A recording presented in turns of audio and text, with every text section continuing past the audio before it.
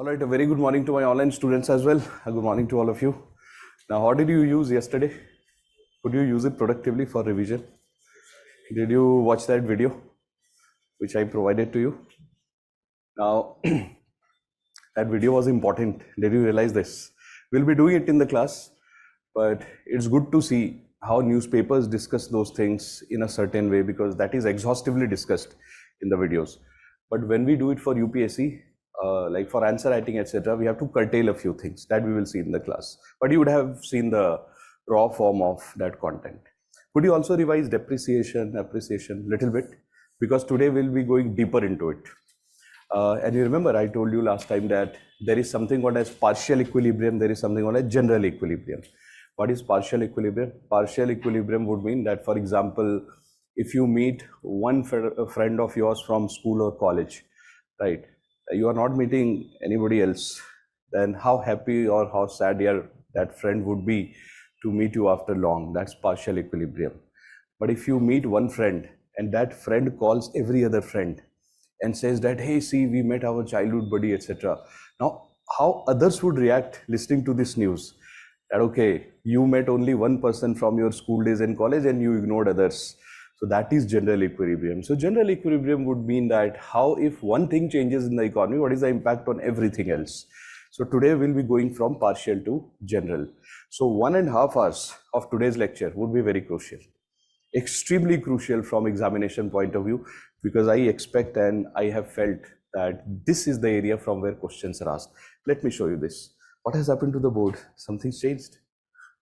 I had asked you to solve some questions. Could you get time to try those questions out? No?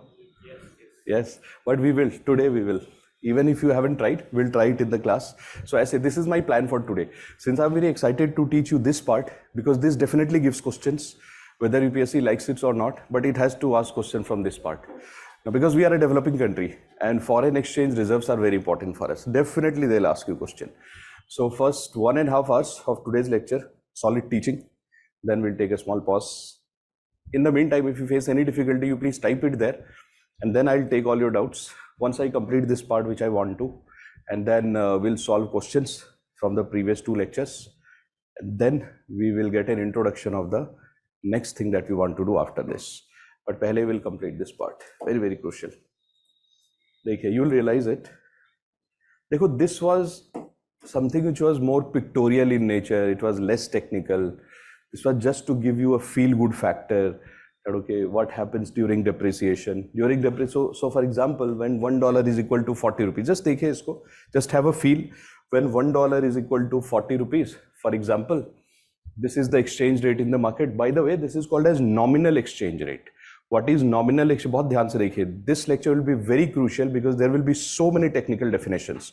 What is a nominal exchange rate? Nominal exchange rate would mean that to buy $1, how much rupee do we require? That is nominal exchange rate. So to buy $1, we need 40 rupees. That's nominal. Or in economics, how do we denote this nominal exchange rate? We denote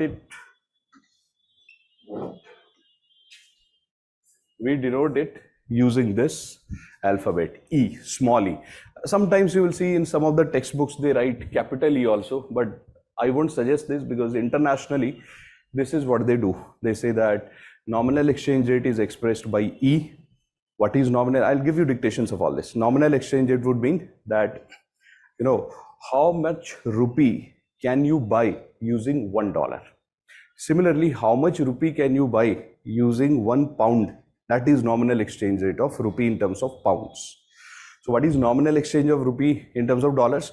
How much rupee can you buy for each dollar? So that is nominal exchange rate. So see, if nominal exchange rate is $1 is equal to rupee 40. Now what happens in the economy?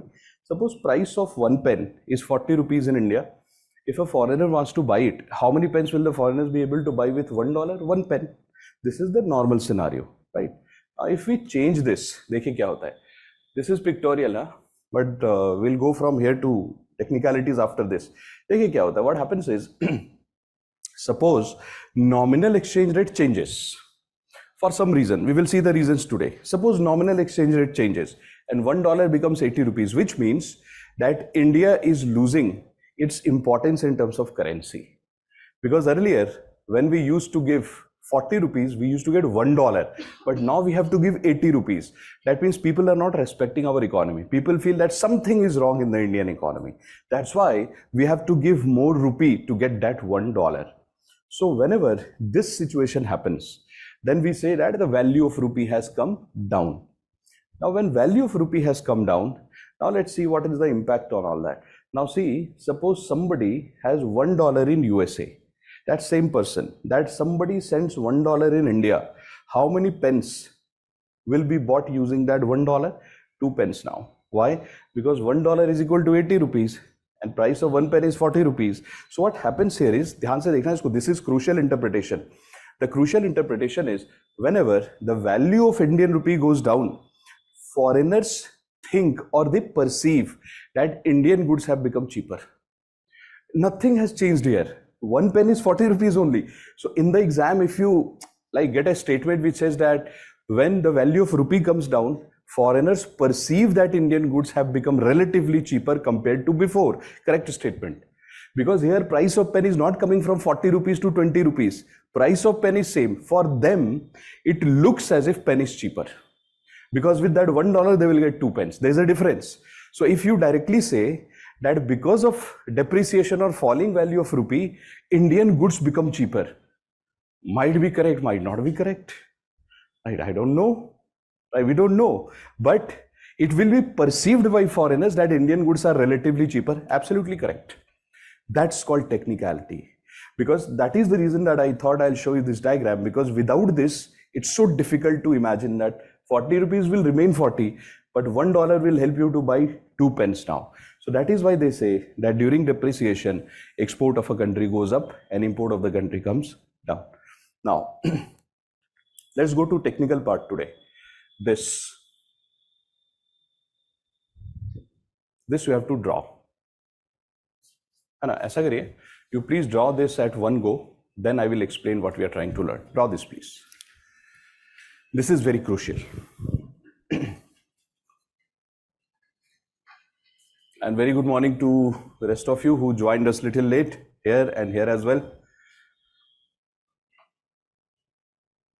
And I can see that Digvijay, you have shifted from offline to online today.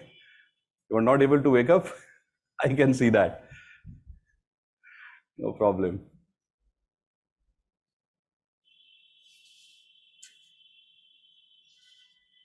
Note it down, please. Okay, Gargi, I'll let you know. Let me complete this today's part, then we will have a small talk related to that. You know, one of the reasons for keeping this 7:30 a.m. lecture time was that I wanted to steal the most productive time of your day, because this is the most productive time. And I thought that why not learn the most conceptual subject in the most productive time. That is why I stole your 7:30 slot. Best time, isn't it, PC? Absolutely. And by the way, I am also happy for one reason. Yesterday, I could respond to all the emails that you sent me. Finally, after good 10 days, I could respond. But you guys are truly emotional, and I can see the passion in your mails that you are trying to learn the subject well. This is good, because if you put your heart and soul into something, entire universe will help you to achieve what you want to do. Time is not the issue here. The issue is that you should get the desired result. It might take you a little more to prepare. Like instead of 2 months, you might take 3 months, 4 months to prepare. That's not the point. But if you prepare well, there is no looking back. So yesterday was a special day for one more reason. I got to know 2 point of views from the students who are undergoing the foundation course. Some of our students, they are undergoing the foundation course, and yesterday we communicated and I got to know 2 things. One set of students were telling me that we are having this amazing phase here, learning well. Another set of students told me that, sir, they'll leave us with no time. It is so rigorous. It feels as if that preparation phase continues and it has become even more tough, right? So that's life. You feel that the next phase will be easier. So you are in for a great surprise. Life is preparing you for the next phase actually. Next phase will be as rigorous as this one. Nothing is going to be easy after this. देखो आज तो you can tell me that sir I'm not feeling well. Tomorrow 1 lakh people will come to your office and say that Mr. or Miss District Collector or IPS officer, we are not feeling well in your district, please help. Like this is what you will hear every morning from 1 lakh people, which means that what you feel will not matter. What your people will feel will matter. This is the kind of amazing profession that you are going to get into. Chaliye, so let's be back. So what we are going to learn, depreciation and devaluation.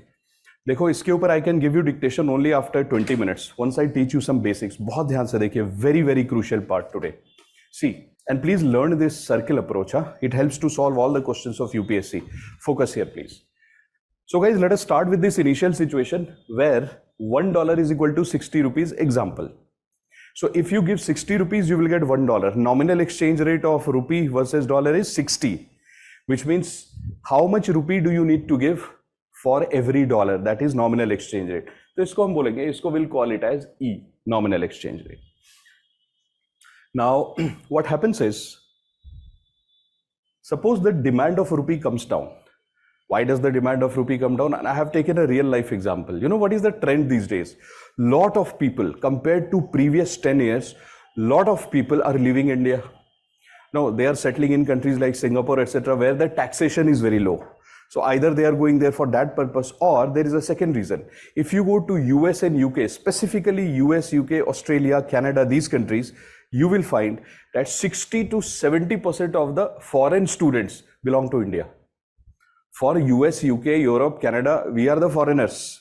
So whatever is the admission of foreign students in those universities, 60 to 70% are Indians, 20-30% would be Chinese currently in last 2-3 years. So they have become little more skeptical related to China. So they are not giving admission to Chinese a lot. They are preferring more of Indian students. So 60 to 70% foreign category of students in these countries is Indians, which means a lot of Indian kids are going abroad.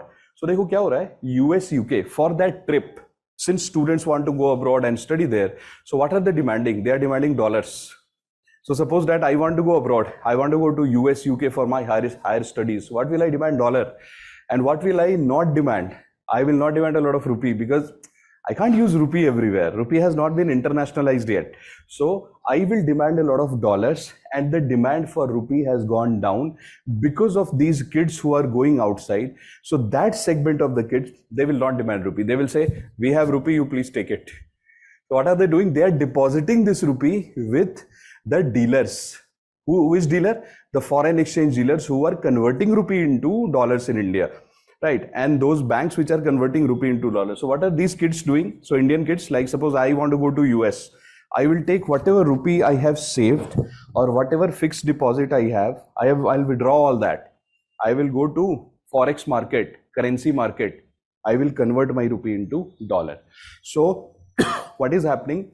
Demand for rupee is coming down, demand for dollar is going up.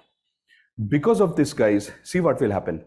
Since demand of rupee is coming down and people are depositing a lot of rupee in the economy saying, please convert it into dollar. So the amount of rupee in the Indian economy has gone up.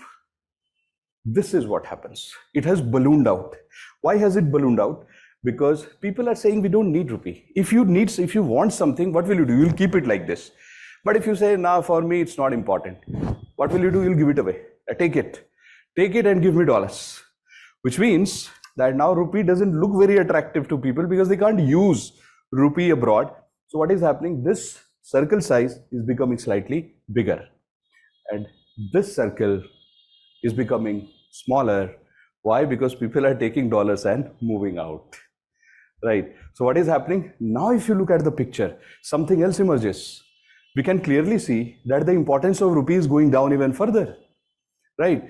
Earlier also there was too much of rupee. $1 is equal to 60 rupee, no value. But now it has become $1 is equal to 90 rupee. Nominal exchange rate has increased, isn't it? Which means that because of the market forces of demand and supply, देखो, RBI has not interfered here. This is not because of RBI. This is because the young generation wants better research facilities, higher education, so they are going abroad. So because of market conditions of demand and supply, whenever the value of our currency goes down, we call this phenomenon as depreciation. We call it as depreciation. So look at that word. This is depreciation. वो देखिए, depreciation. Now let's look at another factor. ये तो आप जानते हो. Now you are pro in this. Now guys, imagine that Reserve Bank of India increases the repo rate. When the repo rate of India goes up, suppose currently it's 6.5%. Repo rate of India, suppose today is 6.5%, and suppose in USA, they also have something like repo rate called as their bank rate. So suppose their rate is 2%. 2% in USA, 6.5% in India, huge difference. Because of this difference, what will happen? Lot of dollars will come in India. But what has the government done currently? So 1 year back, the government, not the government, but 1 year back, the Reserve Bank of India was increasing the repo rate. But in USA, the repo rate was 2%. What has happened now? The RBI has fixed the repo rate at 6.5%. Or when they were increasing it earlier, now they are not increasing. Or suppose they are decreasing a little bit. But USA did not sit quiet. USA increased its rate. So earlier the rate in USA was 2%. In India, the rate was 6.5%. Now the rate in USA is 5%. Difference between USA and India is not significant. So what will happen in USA? The dollars that we have in India, earlier this was the dollar. Now little bit of dollar. Why? Gone. Gone. So the moment repo rate in India comes down, not only because of repo rate in India coming down, dollar is going, but repo rate in India is going down and interest rate or repo rate in US is going up. Difference is coming down, which I taught you. That is why what is happening is the dollars is going out of India. And आपको पता है, you very well know that whenever repo rate goes down, or even if the repo rate is not changed, it's a signal to the economy that Reserve Bank of India wants people to take more cash. When the government of India launches any scheme like PM Awas Yojana, right? So yesterday only, the government of India has made an announcement. So what has the Prime Minister announced yesterday? That they are going to bring a housing scheme for the middle class of India, right? Just like PM Awas Yojana. So a housing scheme for middle class, and they have said that we will keep the interest rate low. This is what he announced from the Red Fort, which clearly means that if you are smart students, and we are, because we have studied these things, we very well know that the repo rate of India will come down. It has to come down. Elections are also there anyway. So repo rate has to come down, right? And when the repo rate comes down, people will take more loan to buy houses. That's natural. Because the speech clearly, and we know that Reserve Bank of India, Monetary Policy Committee, they are autonomous. Yeah, but we also know that they are the part of the same system. There will always be coordination. Right. So behind the scene coordination will always be there. Otherwise, how can the Prime Minister of any country who controls fiscal policy, how can they make an announcement related to interest rate from Red Fort? They should not have. Even if Prime Minister knows or they know that they are going to do this, but this announcement should not have been made. Because this announcement would mean that everybody would know rate of interest will be low. Now nobody would buy Indian bonds. They will say that no point buying Indian bonds because now repo rate will be low in coming 1 year. So these are the things that has happened. So I think it was a blunder.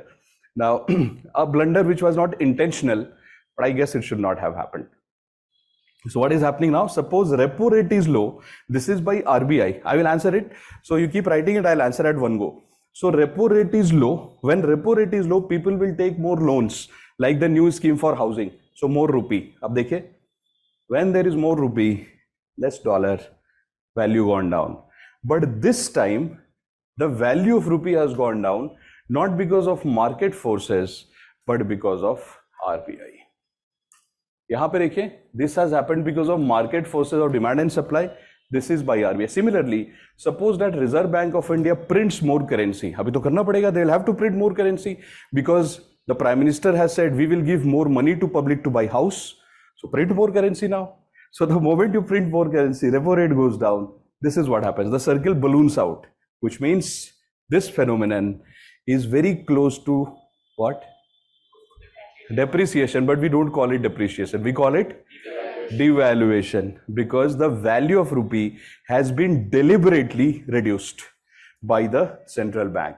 So guys, what is the difference between depreciation and devaluation? Depreciation would mean reduction in the nominal exchange rate or reduction in the value of rupee due to market forces where RBI is not directly involved. And what is devaluation? Devaluation means reduction in the value of rupee which is created by RBI or monetary authorities. अब ध्यान से देखो, I want to ask a question to you. If we are saying, listen to it carefully, please answer this question, all of you, huh? If we are saying that because of market forces, the value of rupee has come down, which exchange rate is being followed here? Fixed exchange rate system or floating exchange rate system? Floating. It is floating exchange rate system, which means that you, absolutely correct, which means that you will observe the phenomenon of depreciation in floating exchange rate system, because under floating exchange rate system, RBI does not interfere, right? RBI interferes only in fixed exchange rate system. But if devaluation is happening, which means deliberately RBI is reducing it, or any central bank of any country is reducing it, that means, is it free float? No. That must be either fixed exchange rate system or dirty float exchange rate system. So if UPSC will ask you, बहुत ध्यान से देखिए, if UPSC will see how minor these points are, but how powerful these points are. If UPSC will ask you a question, I'm going to write it here. I will give you proper dictations, don't worry. You can also scribble these things. So if UPSC will ask you a question that this is depreciation, huh? That depreciation happens in floating exchange rate system only. Of course, correct. Of course, correct. This is market forces. But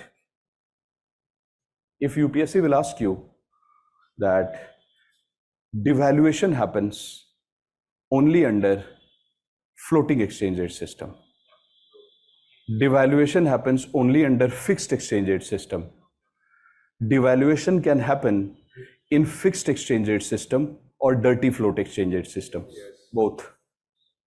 It can happen in both. So see, since RBI is interfering, that means the exchange rate system is fixed.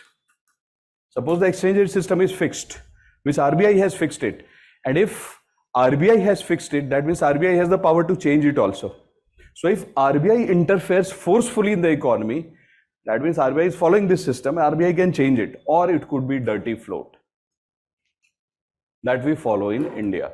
In both these cases, you will see devaluation can happen. This is what UPSC will ask you, because when you read textbooks, ab dekh lena, you open any textbook, they will tell you that devaluation is a phenomenon of fixed exchange rate system. Then why does India do it? Because dirty float is also giving permission to RBI that you please interfere, which means in general, in both these, direct interference is 100% possible. Without any illegal activities, nobody will say that RBI has done something illegal. Absolutely legal. That is why it is called dirty float. Now, look at this one. Isko dekhte hain. Let's come to this side and please answer some questions. Yes, PB, of course. Abhi ye dekhiye. Focus, please. This is suppose dollar and this is the rupee. Now what has happened is, in US, as I was telling you, that the central bank of US has increased the interest rate, their interest rate. Since their interest rate has increased, it has become very close to India. So what will happen to dollar? Will it remain in India or flow out? Flow out, which means that demand for dollar in the US market has increased. So dollar will flow out. When this dollar flows out, this bigger circle of dollar becomes smaller. Ye dekhiye, it has become smaller, which means that rupee looks even more weaker now, because there is more rupee, a chotu sa circle of dollar, which means that rupee is not in a very strong position. Now, why has this happened? Has this happened because RBI has done it? Or has it happened because something happened in the market where RBI has not interfered? It is beyond RBI.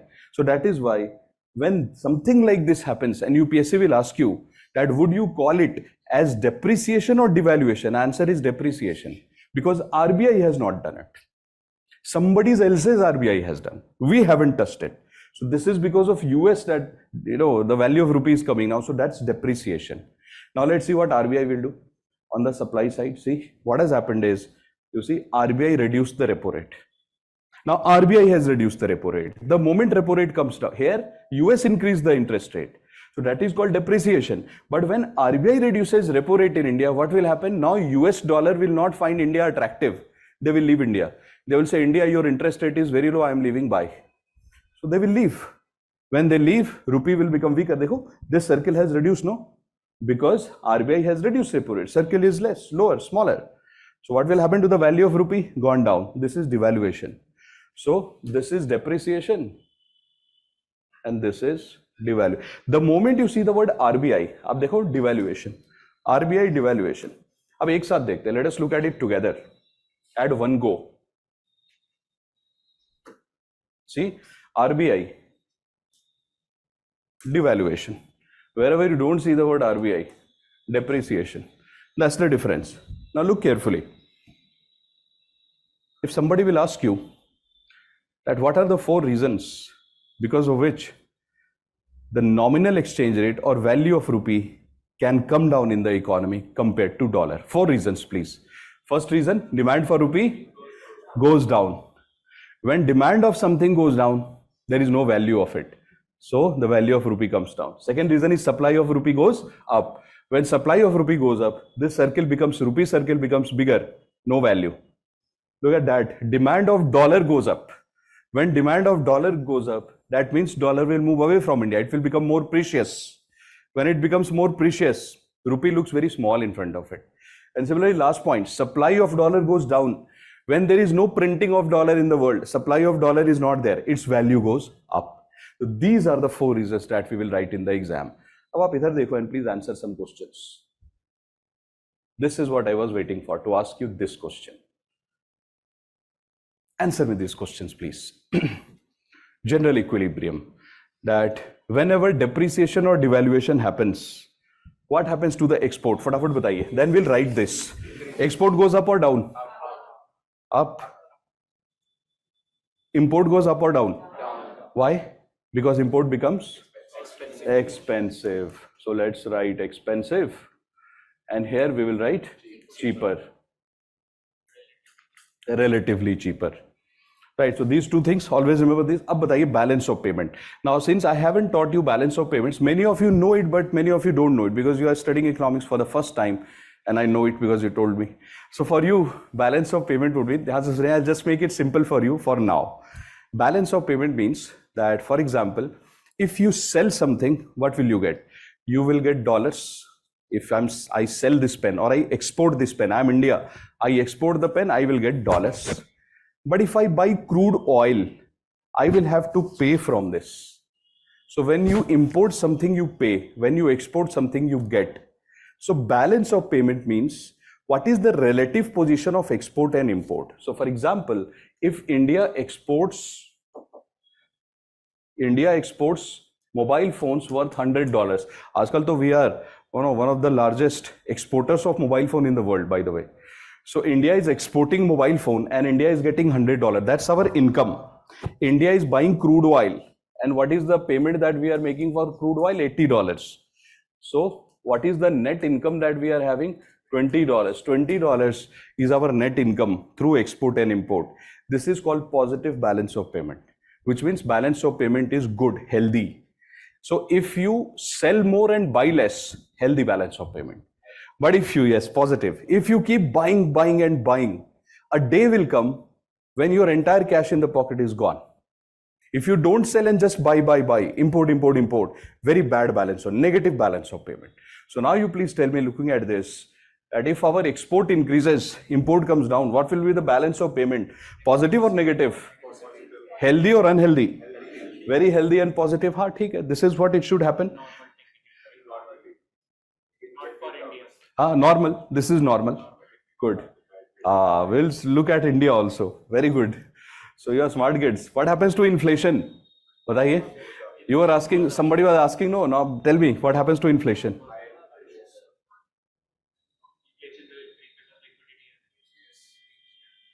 Inflation will be high. High or low? अब देखो how to answer, because 99% you are giving correct answer, 1 or 2 wrong answers. So whenever you are confused, अब देखो who will help you in answering these questions? This diagram. This diagram. I don't need to say anything. बस यहाँ पे देखिए. Look at this. So what is happening? Depreciation and devaluation, two things. Now, same thing. One is by market forces, one is by RBI. So value of rupee is coming down. When value of rupee comes down, that means there is too much of rupee in India. Too much of rupee. Like earlier this was rupee, now this is rupee. When there is too much of something, inflation will be high. So yeah, he said, you just need to look at this. Let's keep life simple. Just a very simple framework. I'm telling you a way out to answer questions in UPSC. So if UPSC tells you, absolutely PB and SP, correct. If UPSC tells you that because of some reason value of rupee has come down, that means there is too much of it. That is why value came down. You keep meeting your best friend every day, your value comes down. That means you are meeting your friend too much, right? So why dekhiye, look at this. So now inflation will be relatively higher. This is the problem that happens, right? So if somebody will ask you what is the unintended impact of devaluation and depreciation, this inflation, absolutely. अच्छा बताइए aggregate demand. What is aggregate demand? Means total demand of goods and services produced by India. What will happen? Yes, normally yes. अभी देखेंगे, we'll see special cases, but normally we are discussing normal scenario. Absolutely, it will increase. What happens to GDP? Export goes up, we are getting more income. Import coming down, we are paying less. Good for us. Now, balance of payment is positive. How will you export more? That means you will produce more. When you produce more, you will give more jobs. More jobs means people will get more salaries. Of course, the income of India will increase. So GDP will go up. It has a tendency to go up. This is normal scenario. And these are the questions which I have seen UPSC has asked over the last 20 years. This is UPSC's favorite. I see how difficult it is that nobody can answer these questions, right? So, dekho, what is aggregate demand? Means total demand of India's goods and services. You just keep looking here, guys. Keep looking here. All the answers are hidden here. So what happens? Because of depreciation, foreigners think that India's goods are relatively cheaper, so they will demand more. Ye dekhiye, export will increase. Demand will increase because foreigners are demanding more pens. Simple. That is why GDP will go up. This is general. Now, there is a problem. बहुत ध्यान से देखिए, there is a problem. The problem is, keep looking at the board. This is a beautiful concept actually. Now, the problem here is that we say that whenever devaluation or depreciation happens, we said that what is going to happen? Export is going to increase and import is going to come down because import will be expensive. For India, this is true. Now export is increasing. We are the second largest exporter of mobile phone. We are in the top 10 of defense equipments in the world. We are going to be, not currently, but very soon you will see, India will be in the top 10 exporters list of laptops also, because we are artificially trying to create it, right? And we will succeed in it, not an issue. Automobiles, we are in the top 5 of the world. Medicines, we are number 1 or 2 in the world. Services, we are number 1 in the world, which means yes, this will benefit. Whenever devaluation or depreciation happens, guaranteed this will benefit. Now, look at import. About this, what does India import? Oil, raw materials. Raw materials for what? Medicines. That is what we import. Metal which we use in our construction projects, roads, infrastructure, building. Uske liye the entire metal India is importing these days, by the way. Earlier, India was one of the largest exporter of coppers in the world. But since last 4 years, India is one of the largest importer of coppers. What happened in India that all of a sudden India needs this much of copper like China? Infrastructure. India is insane amount of copper is being imported. India was one of the largest exporter of steel. Now we are very quietly importing steel also. Some of the best steel of the world we are importing in India now. We have our own steel which we sell in the global market at very high price, and very quietly we buy cheaper steel from other countries. Exactly Chinese strategy. So whatever you have, sell it at high price, and very quietly from some other country, buy it at a lower price.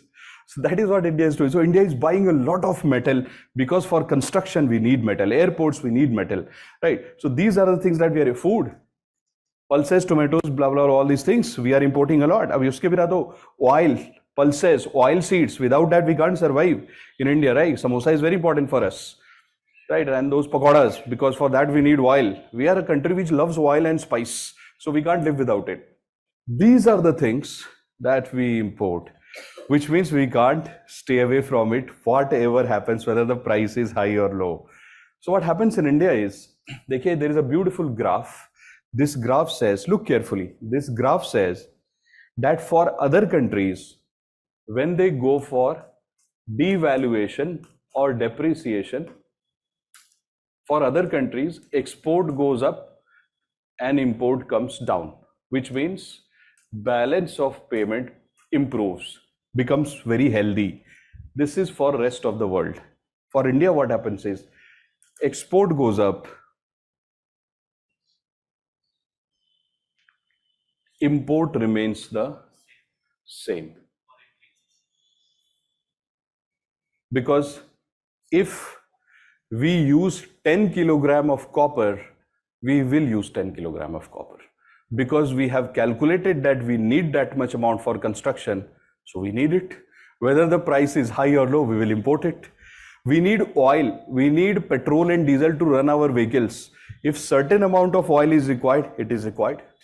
We need to consume tomatoes. Whether the price becomes 200 rupees, we will stand in a queue to buy it. Bataiye. What will happen to this world if we don't eat tomatoes for a month? Will anything change in this universe? Nothing. But we will stand in a queue, we will accuse the world, and we will say this world is a very unfair place because we are not able to buy tomatoes. Just like at 7:30 you are attending the lecture, at 7:30 people are standing in queue to buy tomatoes. In normal days they won't. But when the price is 200, they will definitely go. Right? So emotional stuff. Just a second. Emotional stuff. So what is happening in all this scenario is for India, see, whenever devaluation or depreciation happens for rest of the world, export goes up and import comes down. But for India, that's not the case. Export is going up, but import more or less remains the same. More or less remains the same doesn't mean it never comes down. More or less, even if it's coming down a little bit, doesn't matter. More or less, it remains the same. So what will happen? Balance. And now, in our import, the essential items more or less remains the same. But we import non-essential items also, like luxury items. For example, luxury cars. Those are imported. Luxury bikes. Aajkal to Harley Davidson is also there in India, no? Harley Davidson bike, 3 lakh rupees. That was the dream of US President Mr. Donald Trump to send it to India. Finally, it has come to India. 3 lakh rupees for a bike. And I have read in the newspaper that there has been a booking of more than 70,000 bikes now. 3 lakh rupees during difficult economic times in India. So these are not good times in the economy. People are, troubled because of post-COVID effect, etc. 70,000 bikes have been booked by giving advance. 3 lakh rupees. God knows how. Right? Now, they are saying that if this problem of devaluation would not have been there, now this bike would have costed even less. It would have costed 2 lakhs only, and the orders would have been higher. Which means that during devaluation, these essential items that India is buying, it doesn't change. But yes, some items which are more luxury, etc., which people can avoid, those items are not imported. People will stay away, say, chalo, we will buy the bike little later. We'll buy the car little later, right? So these are the things that will happen, which means overall impact on import will be either it will remain the same, some of the items will come down, which means India is not able to take the benefit of devaluation. Why? Because export is rising, but this import item, it should have come down, but it is not coming down a lot. It is not coming down. In fact, something else will happen now. That is dangerous. I'll tell you what. Import has become costly. Ye dekhiye. And this is what we want to understand. What has happened is because of devaluation, import has become costly. When import becomes costly, what did we say? We said that the import of oil, raw material, metal, this will remain the same. Import will remain the same, meaning what? Quantity will remain the same. But it has become costly. So what will happen to the price of import? Price of import or value of import, it will go up. Because quantity is remaining the same. If we are buying oil, raw material and metal, 10 kg metal, quantity is same, but it has become costly. Quantity is same, but now the same quantity is coming at higher price. So even though quantity is same, price is high. Which means the value of import is going up. This is trouble. Because if the value of import goes up, value of export is going up is fine, but value of import is going up, which means that we are not getting the benefit that we wanted. So abhi hoga kya? If you want to show it through a graph, what will happen is balance of payment. What does balance of payment say? Balance of payment is equal to export minus import.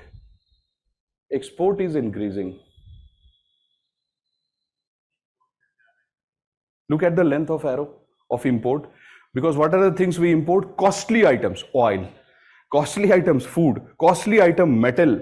These are the medicines, the raw material for medicine, very costly. These are increasing. So export is increasing this much because India is not having diversity in export even today. 1, 2, 3, 4 items. That is what we are exporting. So in export, there is competition from China. Our export is increasing, but it's not increasing like this. It's increasing like this. But imports like this. Because the value of import has increased. Oil has become costly.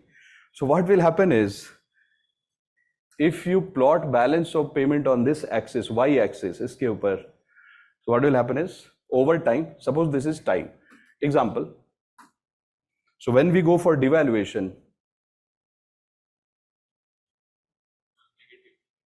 this is balance of payments. Our balance of payment is becoming negative. Yeah, this is our balance of payments. Instead of going up, our balance of payment is going down. But over a period, what will happen is, India will not import a lot of oil. India will go for electric vehicles. India will look for cheaper tomatoes in Nepal. So India will find alternatives. When India finds alternatives, our import will also come down. When we find alternatives, and then our balance of payment will go up. So they say that this is like a J curve. This is called as J curve effect. So what is a J curve effect? J curve effect says that a country like India, bahut dhyan se dekhiye, I'll simplify it for you now. What happens in J curve effect? Balance of payments is equal to export minus import. So whenever Indian rupee is devalued or depreciates, when this happens, then what happens? Our export goes up, but look at the import ka arrow. Our import becomes even more costly. Why? Because we don't stop the import initially. We keep on importing. And if you keep on importing, you keep on paying. That's not a good thing. Your pocket is empty. So what happens to balance of payment? Like this. Balance of payment goes down. But in long run, what happens is, long run, India is able to find alternatives. In the long run, focus here guys, no problem. In the long run, what happens is, India is able to find alternatives, which means instead of importing mobile phones from US and China, we will manufacture it. Instead of buying laptops from rest of the world, Government of India has created a system where they are trying to promote Make in India laptop. Earlier, we were one of the largest importers of defense equipments. Now, India is one of the largest exporter of defense equipments. So over a period of time, our import will also come down. When that happens, when import comes down, फिर balance of payment becomes like this. So that is why they say that this phenomenon is like J curve. And what is this line? This is balance of payment line. So initially, the balance of payment will reduce negative, and then positive. Which means in short run, our balance of payment will become negative. In long run, it will become positive. So if somebody will ask us a question, should India go for devaluation? If we want that our balance of payment should become positive in short term, we should not go for devaluation. But if our goal is long term, that in future after 10 years, India wants to get positive balance of payment, then we should go for it. But who has seen long term? We don't know what will happen in the long term. So devaluation is not a good option for India. That is why when all other countries of the world goes for devaluation, India sits quiet and says, not interested. Why? Because of this import problem. That even if we want that we should take benefit of devaluation in terms of export. We are not able to take it. Why? Because import is creating a problem. So if you become the Prime Minister of India, what should you focus upon? Increasing export or reducing import? Both. You should focus first on increasing export, which we are doing, but you cannot ignore the import part, which means whatever we are importing, we should try to find its cheaper alternative. Yes, self-sufficiency is very important so that we can take benefit of devaluation. So if a country like USA calls you, suppose you are the IS officer, US calls you and says, hello, Mr. or Miss IS officer, your country is artificially reducing the value of rupee to take benefit of increasing export, which means India is deliberately devaluing rupee. Would you agree to it? Would India ever be interested in doing such a thing? Why would India be interested in doing it? To get what? To get this problem. So that is why when somebody blames India, we tell them that you must be kidding because we don't do it. So USA said, no, we are not kidding. We have a proof that India is doing it. We said, what is your proof? See what US told us. Focus guys, I'll make you write all this in a proper systematic manner, but just try to understand this point. इसके बाद लिखेंगे. So you see, US Department of Treasury, I'll answer it as, just give me some time. US Department of Treasury, what they do is, every 6 months they bring out a report. What is the title of the report? And this is done. Since 1973, they are doing it. So what is this?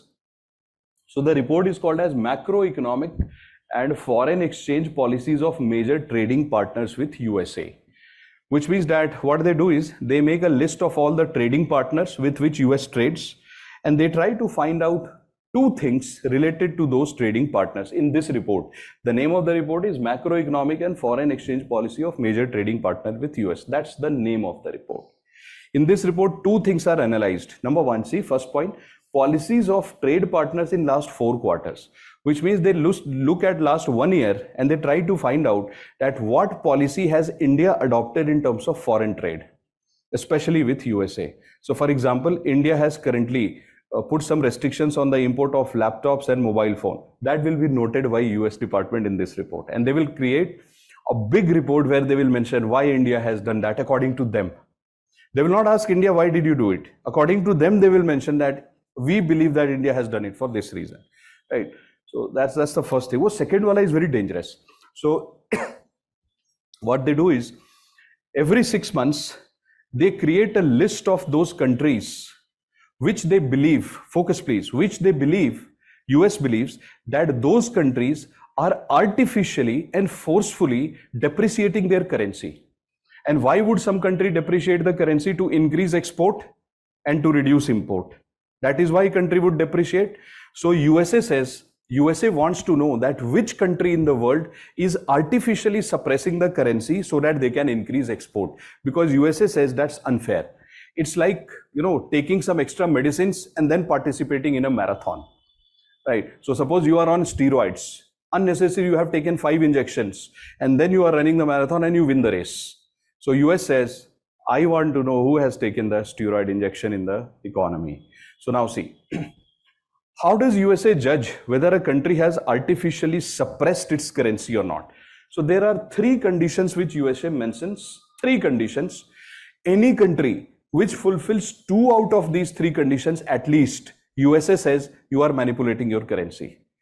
So which are the 3 conditions? देखिए, first is that guys, for example, India and US are trading. बहुत ध्यान से देखिए, India and USA are trading.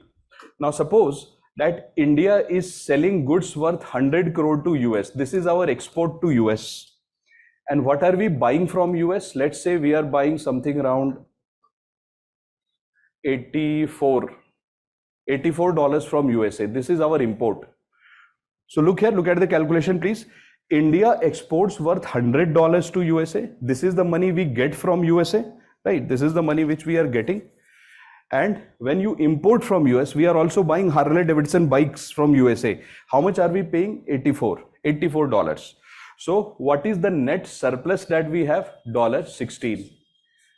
$60 is the extra amount that we have. This is our surplus with USA. USA says that if a country has a trade surplus of more than $15 billion, then USA will watch you very carefully, because USA feels that you are exporting more to US, which means you might have depreciated or devalued your currency. So USA says, if you sell more to USA, USA will start to examine you that why you are selling more to USA. Have you devalued your currency like China? Right, absolutely correct, SM. So like China. China does that. China devalues its currency and exports more to USA. Condition number one. Now, number two, trade surplus of at least 3% of GDP. So guys, just like India is trading with USA, and by the way, we have a surplus with US. Similarly, India trades with 120 other countries. So what USA will do is, USA will find out that with which countries India has trade surplus. So suppose that USA finds out that India has trade surplus with 20-30 countries. USA will add that trade surplus. And USA will find out that suppose India's national income is $100. Out of $100, what is the level of trade surplus that India has with all the countries of the world? So suppose our trade surplus with other countries of the world is $3. Our GDP, national income is 100, our trade surplus is 3. So it's 3% of GDP. So if it hits 3% of GDP, USA says, oh, that means India is exporting more. That is why it has trade surplus. So USA says, I will doubt you. Because 3% is a very good number. In international economics, 3% is a very good number. So USA says 3% means very significant. So I will doubt you. And third is USA says that if USA finds out that in last 12 months, last 1 year, Reserve Bank of India has bought dollars. Like, so for example, if USA finds out that in last 12 months, the Reserve Bank of India has bought dollars in at least 8 months. That means the Reserve Bank of India is trying to artificially distort the balance between dollar and rupee. If Reserve Bank of India buys dollars, for example, and Reserve Bank of India holds it and does not release it in the market, what will happen in the global market? There will be shortage of dollars. So if Reserve Bank of India buys dollars, puts it in its pocket like this, and seals it, and Reserve Bank of India says, I will not release this dollar. So what will happen in the world? Because the amount of dollars at any given point of time is fixed, there will be shortage of dollars. When there will be shortage of dollars, then USA will try to find out, why has somebody done that? Why would somebody buy my dollars and keep it in the pocket? Then USA says, oh, you are doing it so that there should be artificial scarcity of dollars. Globally, demand of dollar will be high, which means dollar will have more value in the international market. Dekhiye, what happens when there is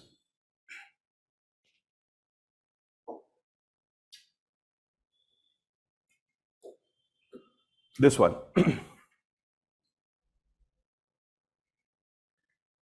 See, this is what we are doing now. So see, whenever demand of dollar is very high in the global market, why? Because RBI has bought all the dollar.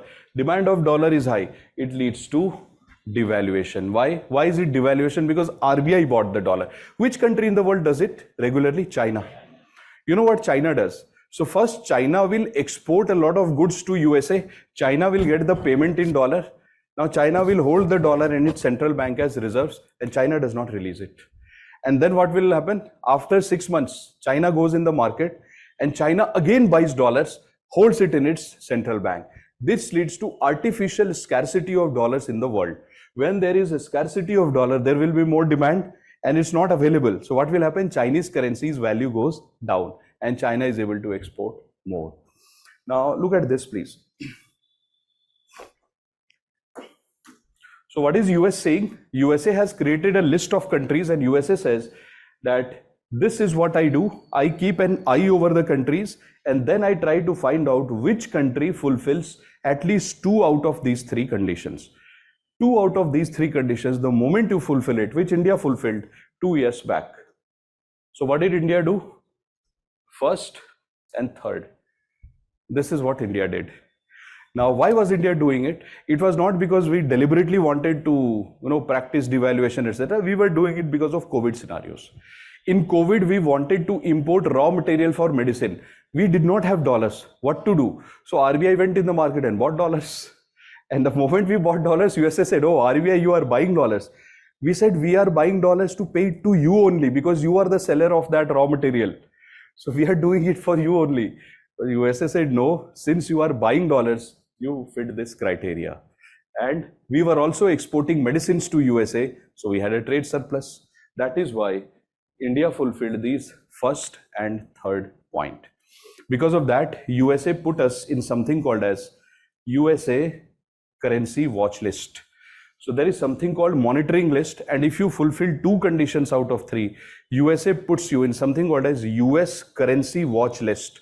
The moment you are in the watch list, USA starts to take some action against you, and USA would try to curb its import from India. Now USA will say, India, you are exporting too much to my country. I will put restrictions. So what will US do? If India is exporting steel, USA will say, no, I will not buy steel beyond certain point.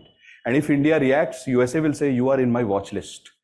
So being in the watch list of USA is not a good thing because our export will come down. Is India still in the watch list? No. This year, USA has kept India out of the watch list because India is only satisfying the first point. Only India fulfills only first point. This point India does not satisfy, and third point India does not satisfy. Why? Because RBI is not buying dollars these days. RBI says, why do I need to buy dollars? Just like we buy pen in the market, RBI buys dollars. These days RBI is not buying dollar because RBI has enough of it. RBI says, oh, I'm very happy, I'm satisfied, I don't need to buy dollars for now. So India is out of the list. इसको लिखते हैं पहले. Yeah. Sorry, temperature. Problem.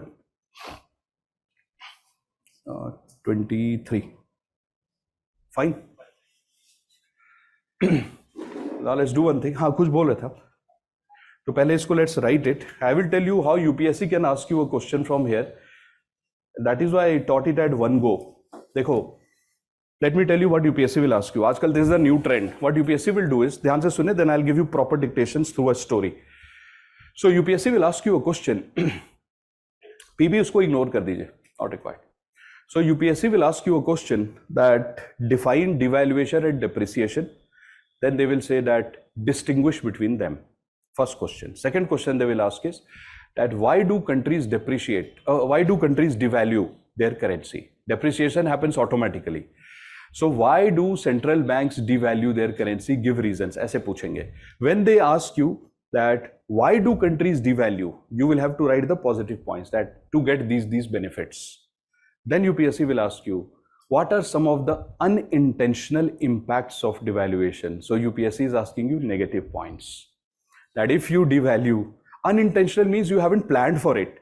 So what have you not planned for? Negative things. So they will ask you for negative things. That what are the negative things?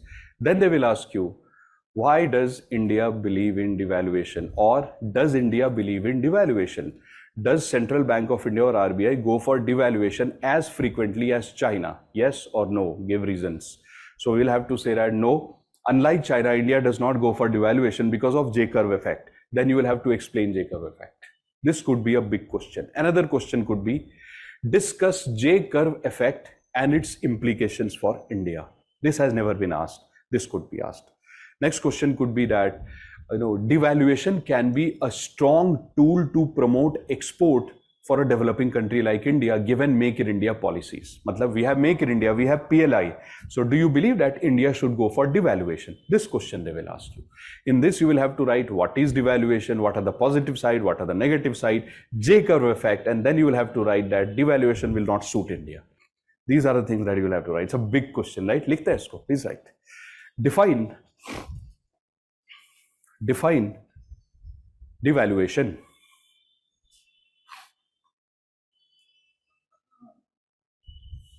SM okay, yes, in a way, कह सकते हैं. But I will answer it properly. थोड़ा time दीजिए. Just let me complete this. I will answer. Define. क्या लिखा है? Define devaluation. How is it different from depreciation? How is it different from depreciation?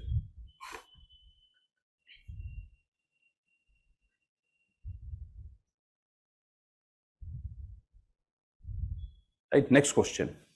I'll give you a set of questions, huh? Uske baad answer. So this was first question. Second question, please write. Discuss the impact of devaluation or depreciation. Discuss the impact of devaluation or depreciation over the economy in general. Over the economy in general. Guys, you are smart kids. Can you please tell me, if somebody is asking you what is the impact of devaluation or depreciation, what will you write? Positive or negative? Positive or negative? Both in normal conditions. General conditions. Impact is both. In general, it should be both. Because it says impact. And impact means you have to write both positive and negative. Question number 3, please write. That define J-curve. Discuss its application for India.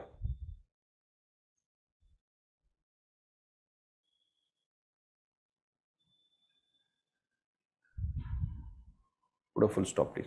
देखो, this is a very special question because it says define J-curve. तो पहले तो you'll have to define what is. Then it says application for India. It doesn't say implication. Application, which means how will you apply it? So J-curve can be applied if you follow devaluation, which is they are asking you define J-curve and tell how will you devalue the currency, and then you will have to discuss what is the impact. So when somebody says application, they are not asking for the impact. They are saying how will you use this concept in India. When you use it, then the impact will happen.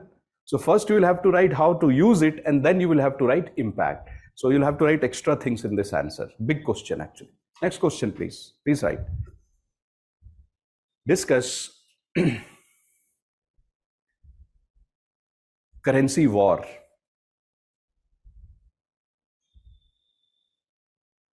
Right? Currency war. Why do countries indulge in it?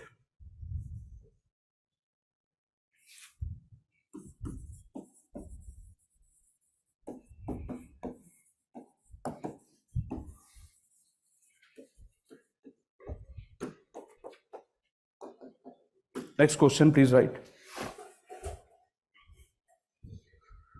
Discuss beggar thy neighbor policy. Discuss beggar thy neighbor policy.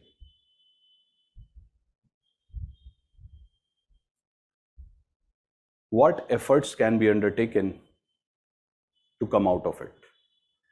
What efforts can be undertaken to come out of it?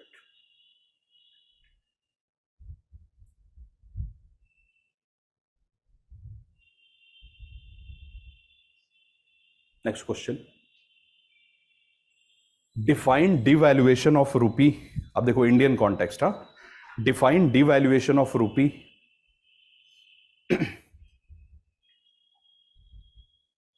What are its possible causes? Define devaluation of rupee. What are its possible causes? Discuss the remedy. Discuss the remedy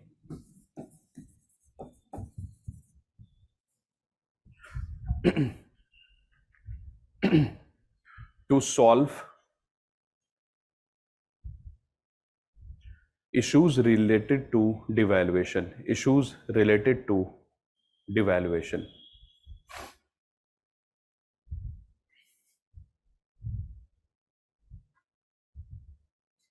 Right? Okay. Now, how many questions did we write? 6 questions. So, repeat 4th question. So, I don't even remember the sequence. What is the 4th question? Discuss currency war. Discuss currency war. Why do countries indulge in it? Discuss currency war. Why do countries indulge in it?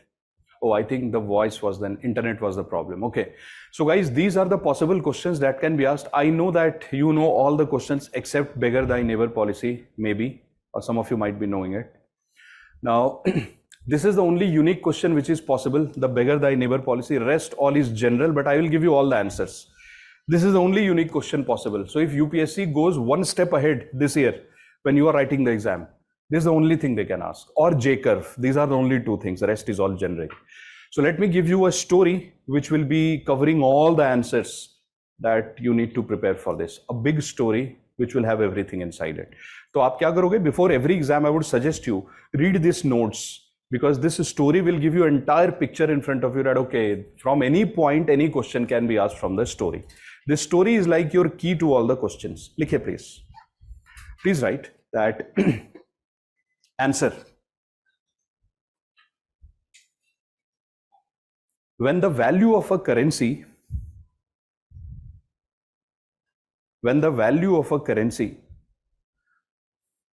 deteriorates or comes down, when the value of a currency deteriorates or comes down with respect to another currency,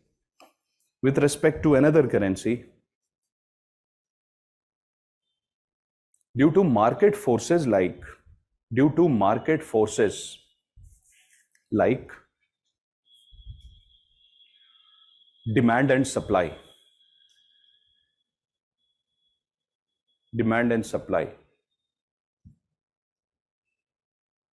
it is called as depreciation.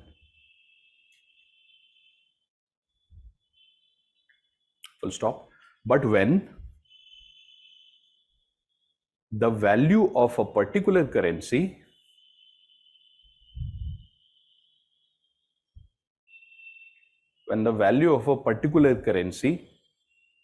like rupee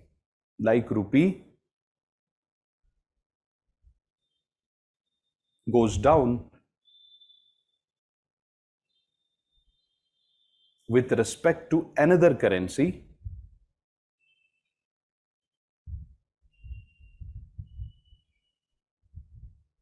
like dollars, it is called as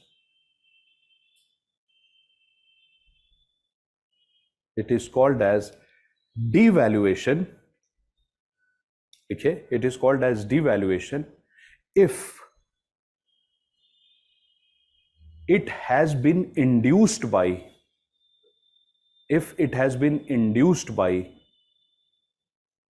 the central bank.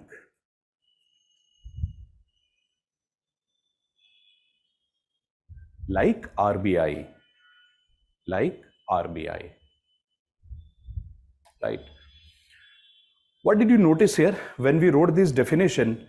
Did you notice that the first definition that we gave, depreciation, we did not use example. We used a normal statement.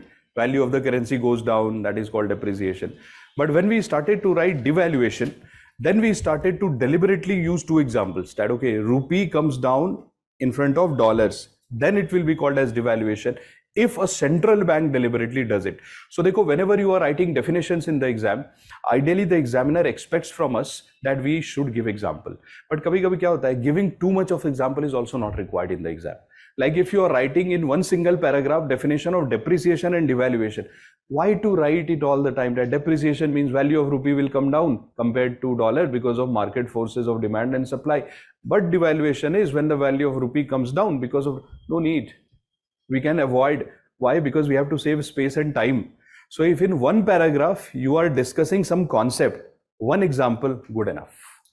But if you don't know remaining part of the question, फिर तो give more examples to fill the space. But ऐसा होगा नहीं. You are my students, you will never face this problem. Right?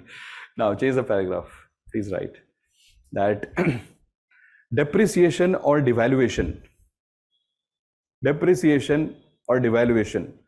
generally happens because of the following factors. And underline it. Generally happens because of the following factors.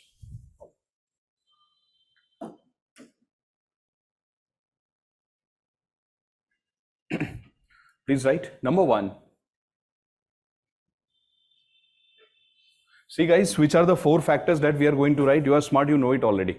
These are the four factors in boxes that we are going to discuss now. So please write. Number one, whenever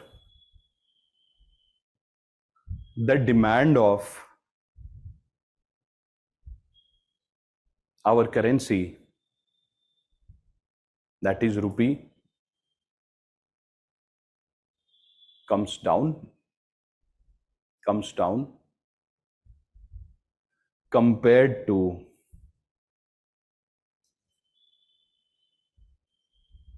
another currency like dollar.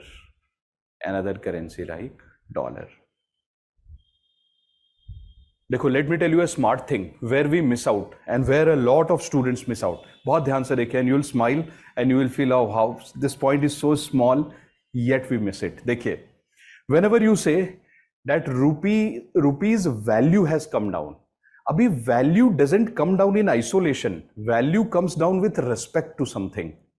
If you do not write that the value of rupee is coming down with respect to dollar, that is not depreciation or devaluation. If you just say value of rupee has come down, compared to what? Earlier rupee was this strong, now rupee is this strong. So it doesn't mean devaluation. Devaluation or depreciation would mean the value of rupee has come down with respect to something, either dollar, either pound. इसलिए वो लिखना, it's very, very important when you write. Yes, relative comparison, absolutely. If you miss that part, no, that the value of rupee has come down, demand of rupee has come down with respect to what? Because if you don't write that part, then that doesn't mean depreciation. Number 2, please write.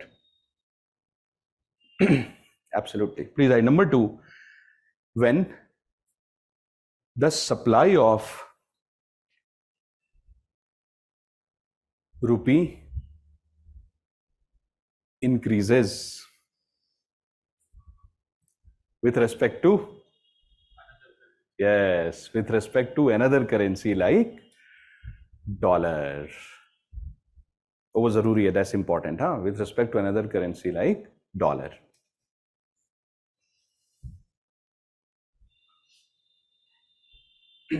Number 3, third, please write. When the demand of a foreign currency like dollar increases compared to rupee. Very good. Compared to rupee. And 4th point, when the supply of a foreign currency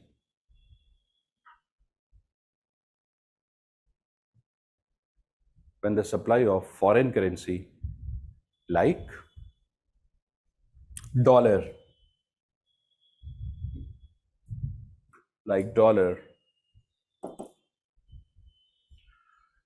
goes down compared to rupee.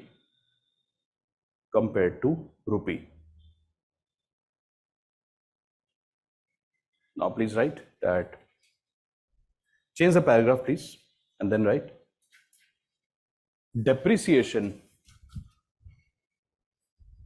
oblique devaluation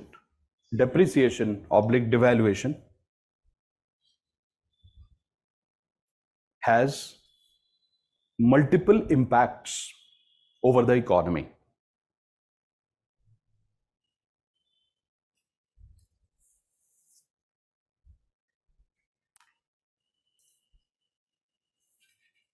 For example, comma, in general, for example, comma, in general, then put a dash. This word in general is very important, because if you don't write in general, then they will say, no, but for India it is different. Why did you write this impact? In general, you have to play safe in the exam. In general. Now number 1, please write exports appear to be cheaper and hence increases.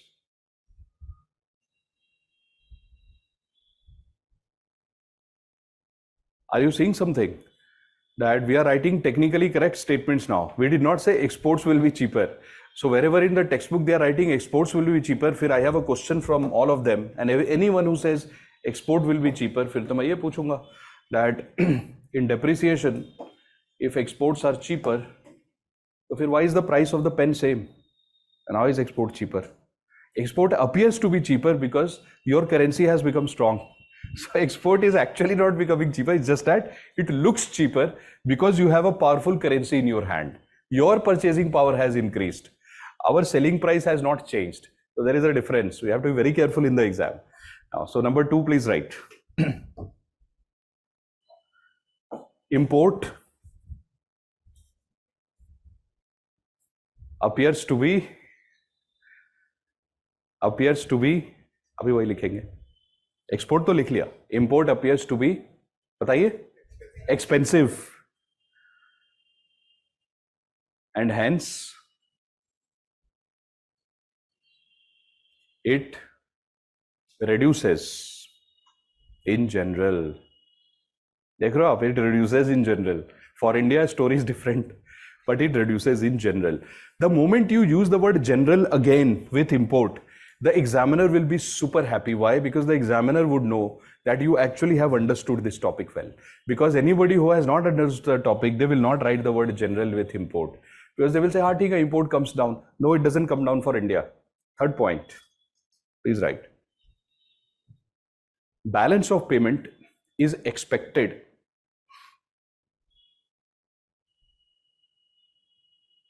Balance of payment is expected to improve.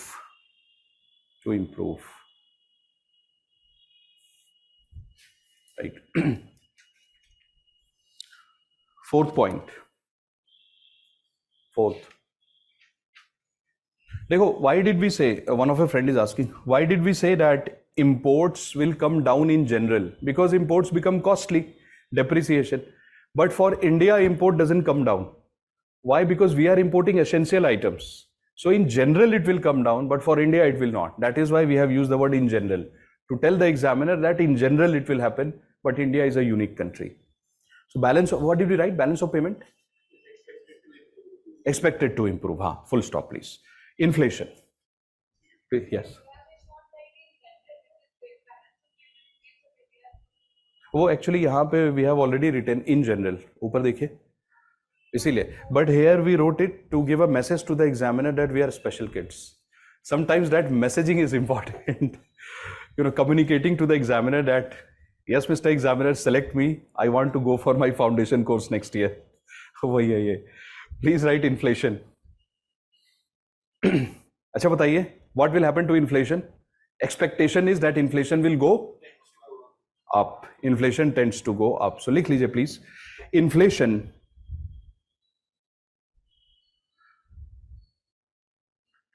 tends to shoot up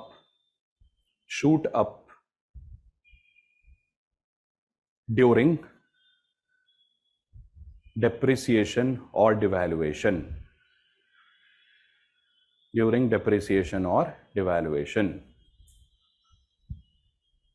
Aggregate demand. Next point, please write. Aggregate demand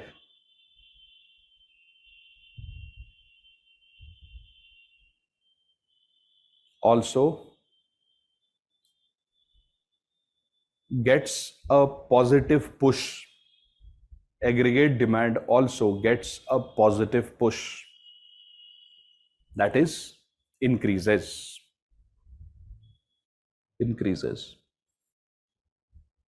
Last point.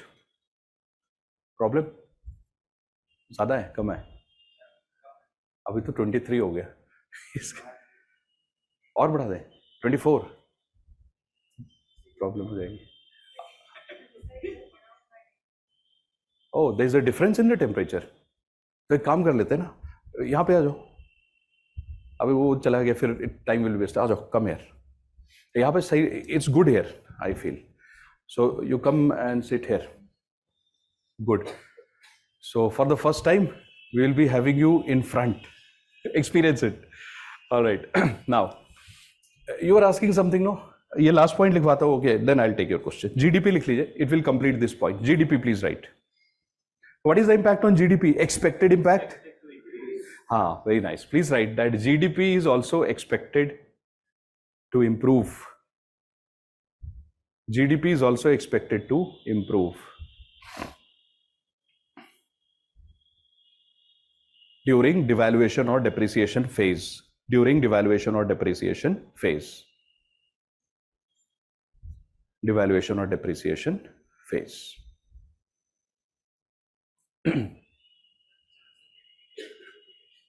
GDP अभी देखेंगे, अब तो वही देखेंगे. हाँ, now you tell. You are asking some.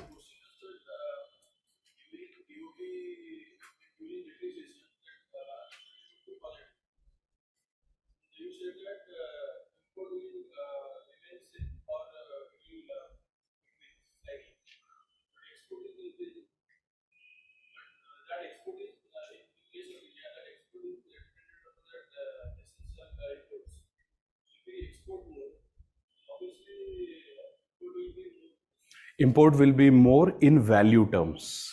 Exactly correct. Import will be more in terms of money, which means quantity of import will remain same. Because if you are buying raw material which is 10 kg, suppose copper, or you are buying the inputs for medicines, the input is suppose this much only. This is the quantity of inputs you are buying for medicine. Package size is same, its value is high, which means the value of import is high, and the value of import is higher compared to the increase in export, because exports are cheaper.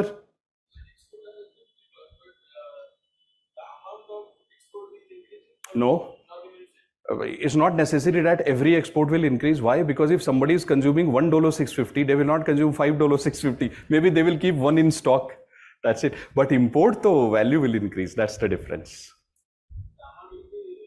Almost. Not exactly same. Import. Yes, it's a mix. But in value terms, it will be costly. All right. Now, I will answer your questions. Don't worry. Just give me almost like 20 minutes or 25 minutes, because I want to give you solid notes for this, because these are the kind of notes which help you to crack the mains exam easily. So these notes are very important. So let me give you the notes in a flow, and then I will take all the doubts at one go for all of you. Isko likh liya na? GDP we wrote. Now write the most crucial part. Please give a nice title. Please write the impact of devaluation on a developing country like India. The impact of devaluation on a developing country like India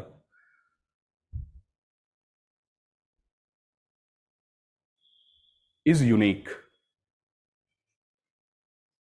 Is unique. Now comes your answer, huh? Is unique. And I told you, what is the meaning of unique? I told you that if somebody meets you in life and they call you, you are a very unique person. What is the meaning? It could mean anything. It could mean weird also. So when somebody has to call us weird, what do they call us? They say you are a very unique person. And inside their mind, they are saying you are the most weird person on this planet.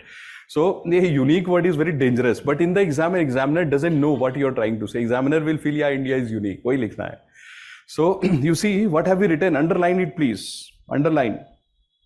Impact of devaluation on a developing country like India is unique. So this can be asked in UPSC. So either they will ask you, what is the impact of devaluation on India? Or they will make the question difficult by saying, what is the impact of devaluation on developing country? They will not use the word India.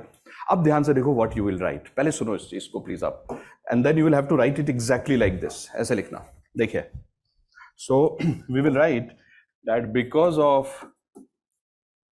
devaluation or depreciation, look at the arrows, huh? Because of this, what will happen is exports will definitely rise, plus we will write that since a developing country like India imports mostly essentials like oil, gold, raw material, metal, food, etc.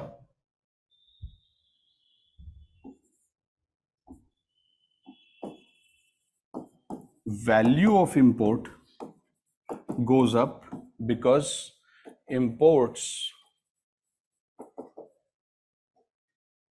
are costly. So see, what happens is, because of devaluation or depreciation, export is going up, which means we are selling little more. So we are earning little more dollars, right? So export is going up, but the value of import is going up even higher. Why? Import has become costly. Because of devaluation, depreciation, import is costly. But what are we importing? We are importing those items which we cannot avoid. We have to import it. And now we have to import costly oil, costly gold, costly raw material, costly metal, costly food, costly tomatoes.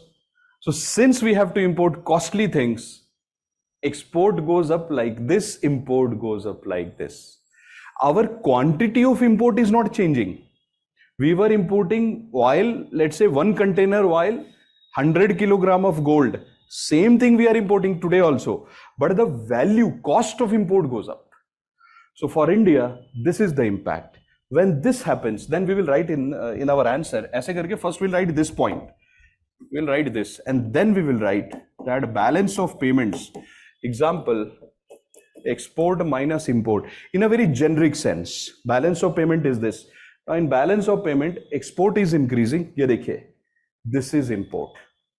And we have to write something like this in the exam also, and then we have to explain what we have written. So what have we said? We have said export increases this much, import increases more, which means India is buying more and selling less. This is not good. We are buying more. See, import is higher and we are selling less. This leads to negative impact on balance of payment, which means our balance of payment overall will come down. And then we will write, आप देख रहे हो, layers of the answer, how many things we have to write for this answer. So first we will write there is a negative impact on balance of payment. Then we will write that in long run, if, this if is important, in long run, if India finds alternatives for costly imports,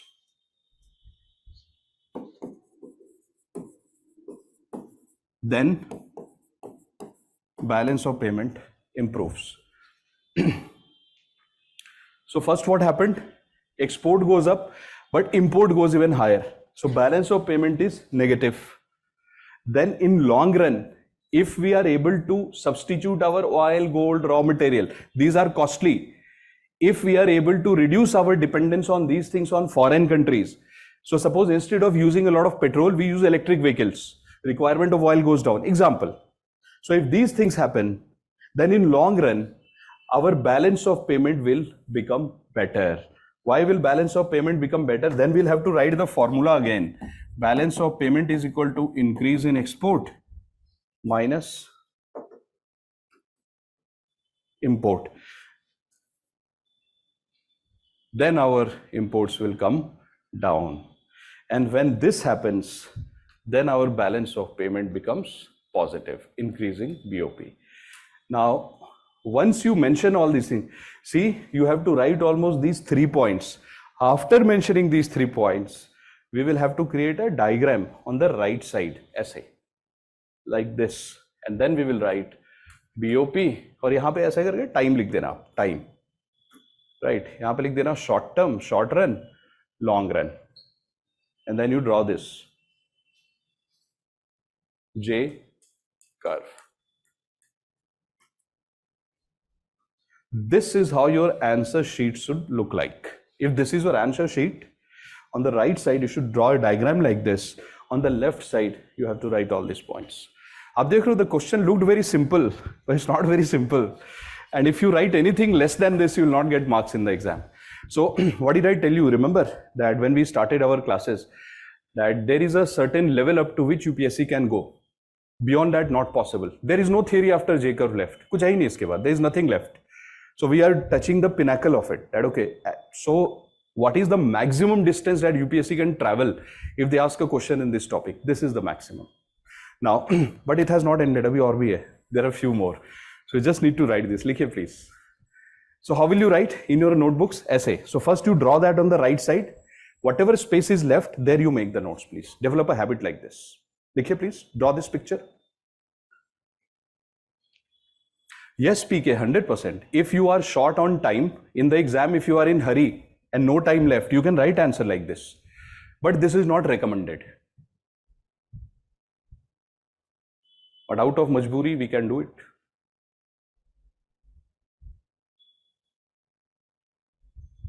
Yes, Amruta, correct. Alternative could be way forward, absolutely.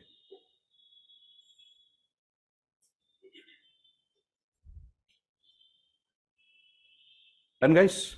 Chalo, let's start. Please write that because of devaluation or depreciation, लिख लीजिए, because of devaluation or depreciation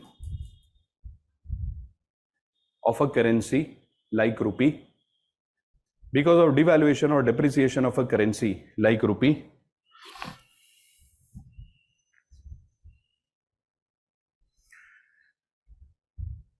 the value of exports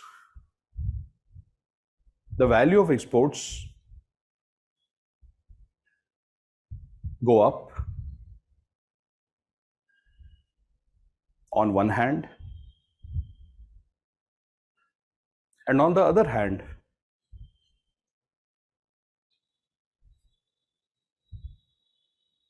imports being costly,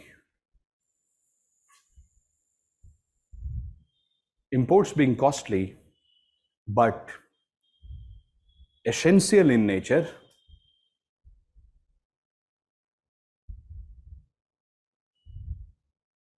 like oil, gold, raw material,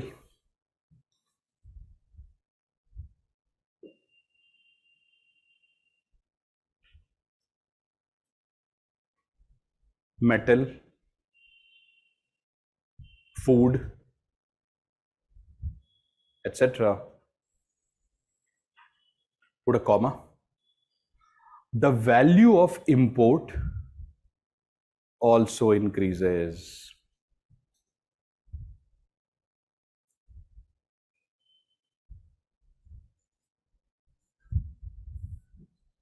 Hence, for a developing country like India,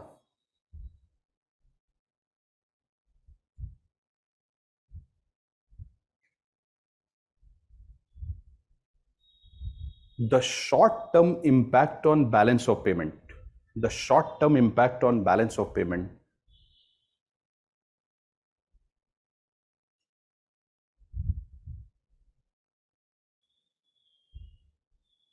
might be negative.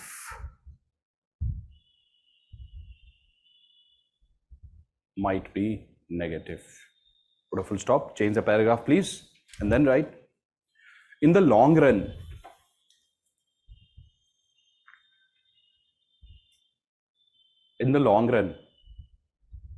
if we are able to find alternatives,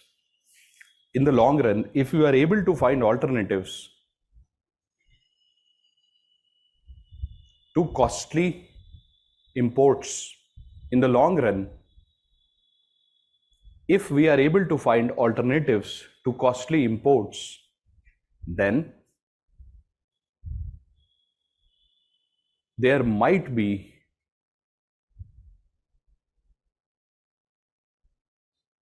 a significant reduction in import,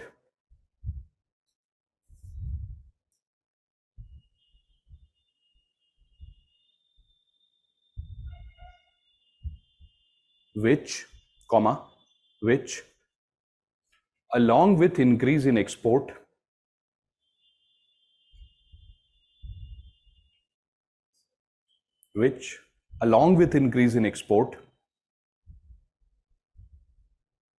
can improve our balance of payments.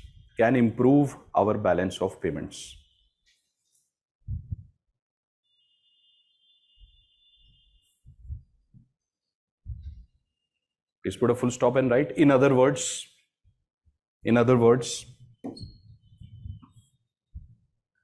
so guys, I would suggest that you write it. In other words, ऐसे लिखिए. You please draw this box. In other words, balance of payment is equal to increase in export. Draw this, please.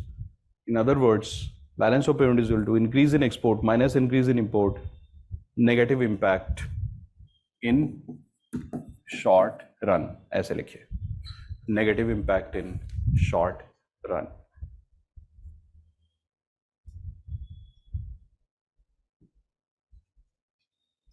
Negative impact in short run. Please put a full stop and then write. But in long run,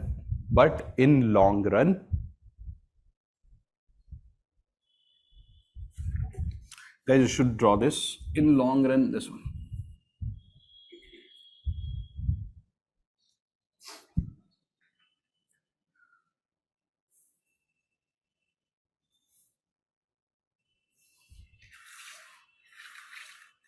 Fine.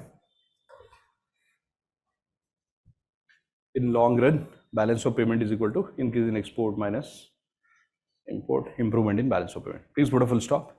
Now please write that this phenomenon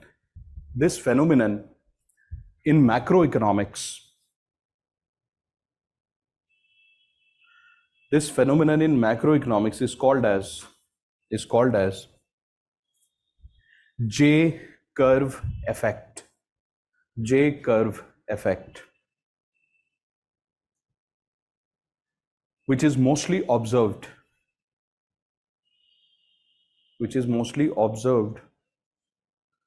in developing countries like India.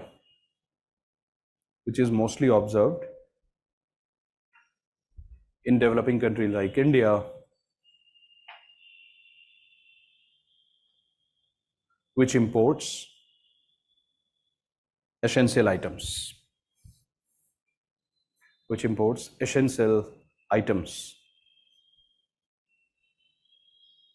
Right? Now please give a title. Currency war.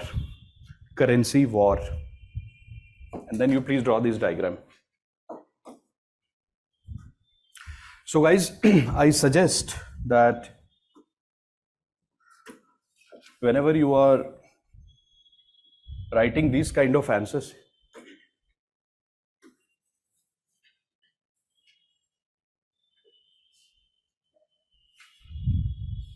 on the right side, you should draw your pictures like this. Then you should put them in these kind of boxes. This is how you should make your notes also. And in exam also, you should create your answer like this, essay. So you should write currency war, then you should create a diagram, and then on this side, you should write your answer. Make it a habit, because I observed during the last answer writing session that you were not following this method. I saw that either you were not drawing diagrams or you were drawing diagrams in between or on this side. But the convention is, it's not a rule. Nobody cares where you draw it. But there is a convention. The convention is that we draw the diagrams on this side. And we keep this side, we give priority, and we say that, okay, content is the king, diagram is just to support the content. Right? ऐसे करना होता है. बताइए.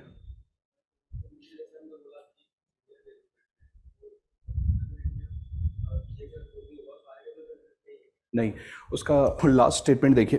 Developing countries like India, उसके बाद पढ़िए. तो जो भी कंट्रीज जैसे Sri Lanka imports a lot of essentials, Bangladesh imports essentials, तो इस तरह के ब्राजील does that. तो जो लोग भी those countries which import a lot of essential items, it is their compulsion that they have to import those items even if it becomes costly. वो बेचारे, they will be under this problem. So we never write that developing countries face this problem. No, we said those developing countries which import essential items, they face this problem. अच्छा point था. Good. So these are the points that you have to catch. Right? अब लिखो.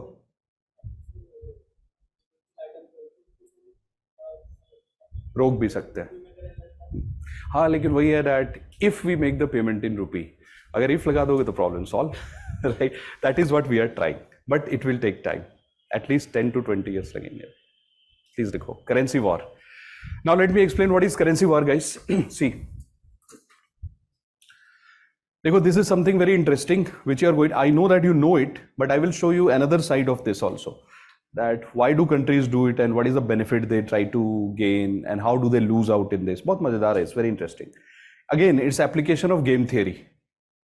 I remember that some of you told me that you have to study game theory. Now I recall Right, हाँ, prisoner's dilemma in PSIR, etc., etc. ये सब बोला था आपने मुझे. I remember.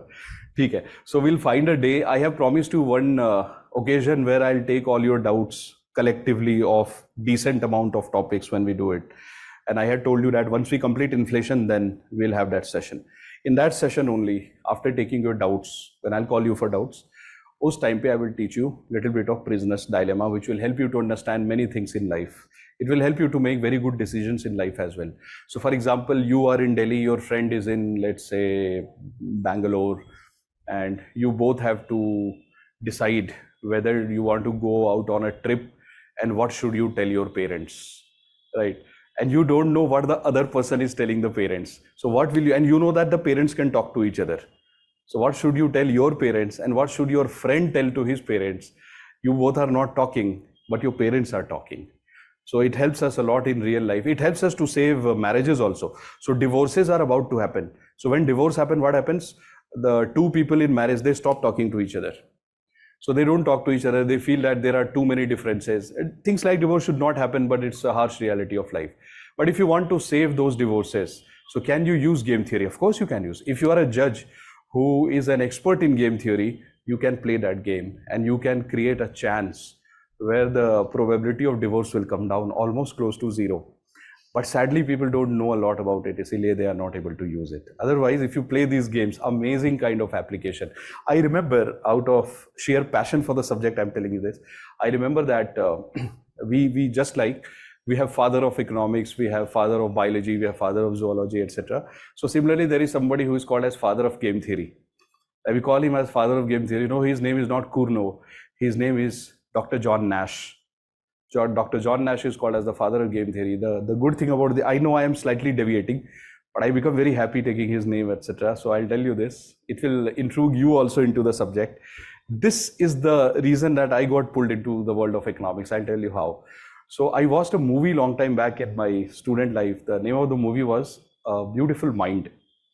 So if you watch that movie, it's available on YouTube, I guess. A Beautiful Mind. I watched it 23 times. 23 times. Because they were using game theory in that movie. And at that time, I didn't understand. How would somebody like in standard 12th, etc., understand game theory? And after that also, I ignored it. But later on in my life, I realized, wow, this theory, this is very powerful. So I got into economics only because of this. And when you do your master's in economics, you are supposed to pick some subjects. Out of all the subjects offered to you, like 30, 40 subjects will be offered to you, you have to pick your areas. So I remember that out of the 16 subjects that I did, 14 were game theory, variants of game theory, and the name of the subjects were. So if you look at my mark sheet, it reads game theory 1, game theory 2, game theory 3, game theory 4. I ended up taking all game theories because I thought micro and macro can be learned anytime. But game theory cannot be learned later on in life because we might have responsibilities, you don't get time, etc. So that is why, and that is how I learned, and I realized it's most powerful. And something interesting happened. Dr. John Nash came to India before he passed away. So he was in India only once. At that time, Dr. Manmohan Singh was the Prime Minister. And guess where Dr. John Nash went? He went to only one place in India, Delhi School of Economics. Why? Because Dr. Manmohan Singh was the Prime Minister. Before he became the Prime Minister, he was a professor in Delhi School for more than a decade. So when Dr. John Nash came to India, he was given security cover and that respect and everything, just like we give to head of the state of another country, Dr. John Nash. So Dr. Manmohan Singh himself received him. He brought him directly to Delhi School, and there they conducted a long session of, I think, 1 hour or 2 hours. And there we heard that the rush in the Delhi School was so much that there was almost like a 3-kilometer long queue to see who Dr. John Nash is. And I hear that there he had explained something, that if you want to prevent wars between countries, like if you want to solve international relation problems, like tussle between India, Pakistan, how to solve issues related to India, China, there he gave a theory. His theory was already given in some academic research paper, but in Delhi School, when he was making his speech, he simplified it. And Dr. Singh was sitting right next to him because Dr. Singh is an expert in international trade and finance. So I hear that that was an amazing session. So, but that man is no more. But that was my wish in life, that I wish I could meet him just once physically Because of that man, I took that subject. So it happens in life that you come across such powerful theories, and then I later on came to know that these auctions of IPL, that is happening based on the model of Dr. John Nash. And there is a professor, his name is Dr. E. Somnathan. So he's from ISI, Indian Statistical Institute, Kolkata.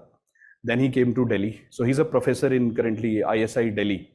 So he is the one who is one of the most favorite student of Dr. John Nash, and he designed the auction that you see in IPL, that how much money for which player, etc. That whole auction was designed by Dr. E. Somnathan.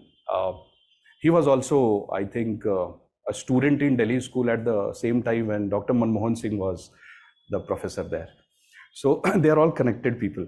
So this game theory has such huge applications. I'll show you one application here. Chota sa application, I'm going to show you this. Now see, so don't make me emotional about game theory, because then you will have another kind of lecture. So keep me away from that topic. You just saw what happened. Right? Now, currency war.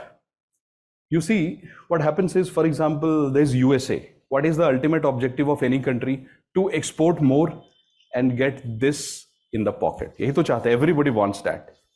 Now, how can you do it? Normally, if you don't innovate a lot, if you are only pushing one type of mobile phone, as a mobile phone, USA ka mobile phone, if you keep selling it, after a point of time, people will be bored and say, we don't want it. But you want to sell more. How will you sell more? If you are not able to innovate for a phase, suppose your research and development team says, sorry, I can't innovate more now, I need 10 years. What will you do in those 10 years? So you will devalue your dollar. Devalue. So USA devalued its dollar. And when USA was devaluing, USA thought others won't know what I'm doing. Information asymmetry. So whatever I do, I believe that nobody knows what I'm doing. So USA thinks nobody knows it. But then you know that this is globalized world. So information asymmetry is very short-lived, because within a few months, everybody would know that you have suppressed your dollar. And how do you suppress your dollar? By printing more dollars. Print, print, print. What will happen? Value of dollar goes down. Now what happens? China gets to know this, and China says, oh, USA has suppressed the dollar, printed more dollar. That means now USA will export more. But China says, I want to export more. So what did China do? Chinese renminbi. So Chinese currency, China started to devalue its own currency.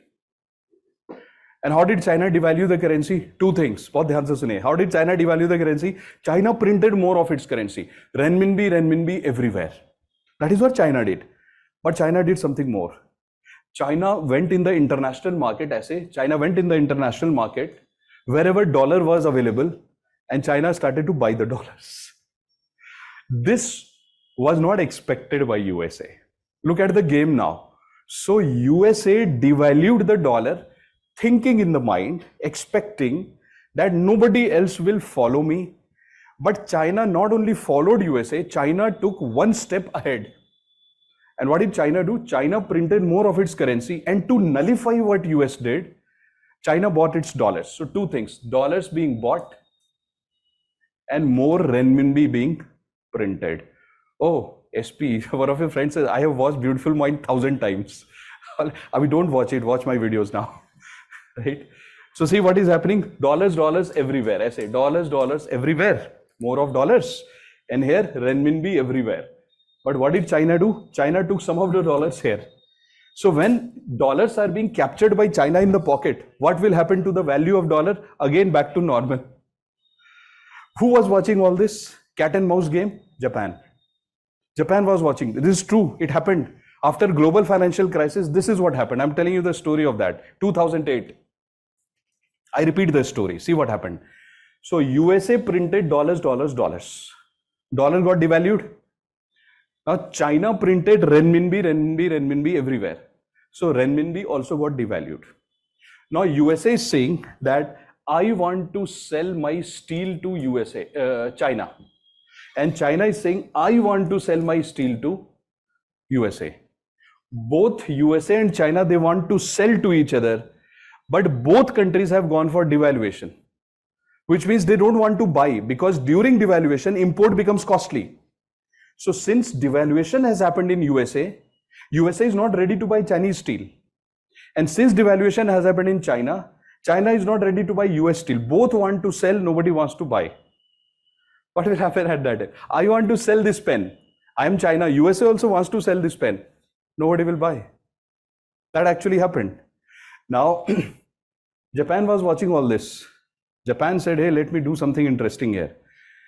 Japan devalued its own currency. Right? So now Japan also devalued yen. And you know that Japan exports a lot of electronics, automobiles. So when Japan also devalued the currency, now Japan started to say, please buy my car, automobile. Right? China said, you buy my car, because I have also devalued my currency. India looked at it. India said, I will also devalue. Right? So somebody reminded India in 2008 and 9 that if you devalue, what will you export? India said, this is true. I have nothing to export. So India said, I am out of this race. So USA, China, Japan, they indulged in something called as mutual currency war. What is mutual currency war? This is called as devaluation by all the countries or most of the countries who are exporting countries in nature. So those countries who are known as the largest exporters in the world, when they indulge in devaluation, everybody wants to export, nobody wants to import. So a situation comes in the world market where a lot of goods are available from all the countries at cheaper rates, but nobody wants to buy because everybody says, if I buy at this point of time, it will be costly. So even if US badly needed, products from China, but USA was not able to buy it because USA said, I have devalued my currency. If I buy from China, China will have the upper hand. And in international politics and in geopolitics, if one mistake is made by a country which shows that you are weaker, gone. Other country will dominate over you. So USA badly needed mobile phone, textile product, shoes, etc. But USA said, I will not buy it. I want to sell it. So everybody wants to sell. Nobody wants to buy during devaluation when all the countries do it. अब देखो ये क्या चल रहा है? What is happening here? Why is it called as currency war? War is a negative term. देखिए, what is happening is USA, China, and Japan. What do they want? After global financial crisis, what happened? Global financial crisis. All the countries wanted to recover. How do you recover? You recover by exporting. When you export, what will you get? You will get your income. That is what they wanted. China also wanted to export. And if you export, what will you get? Income. Japan also wanted to export.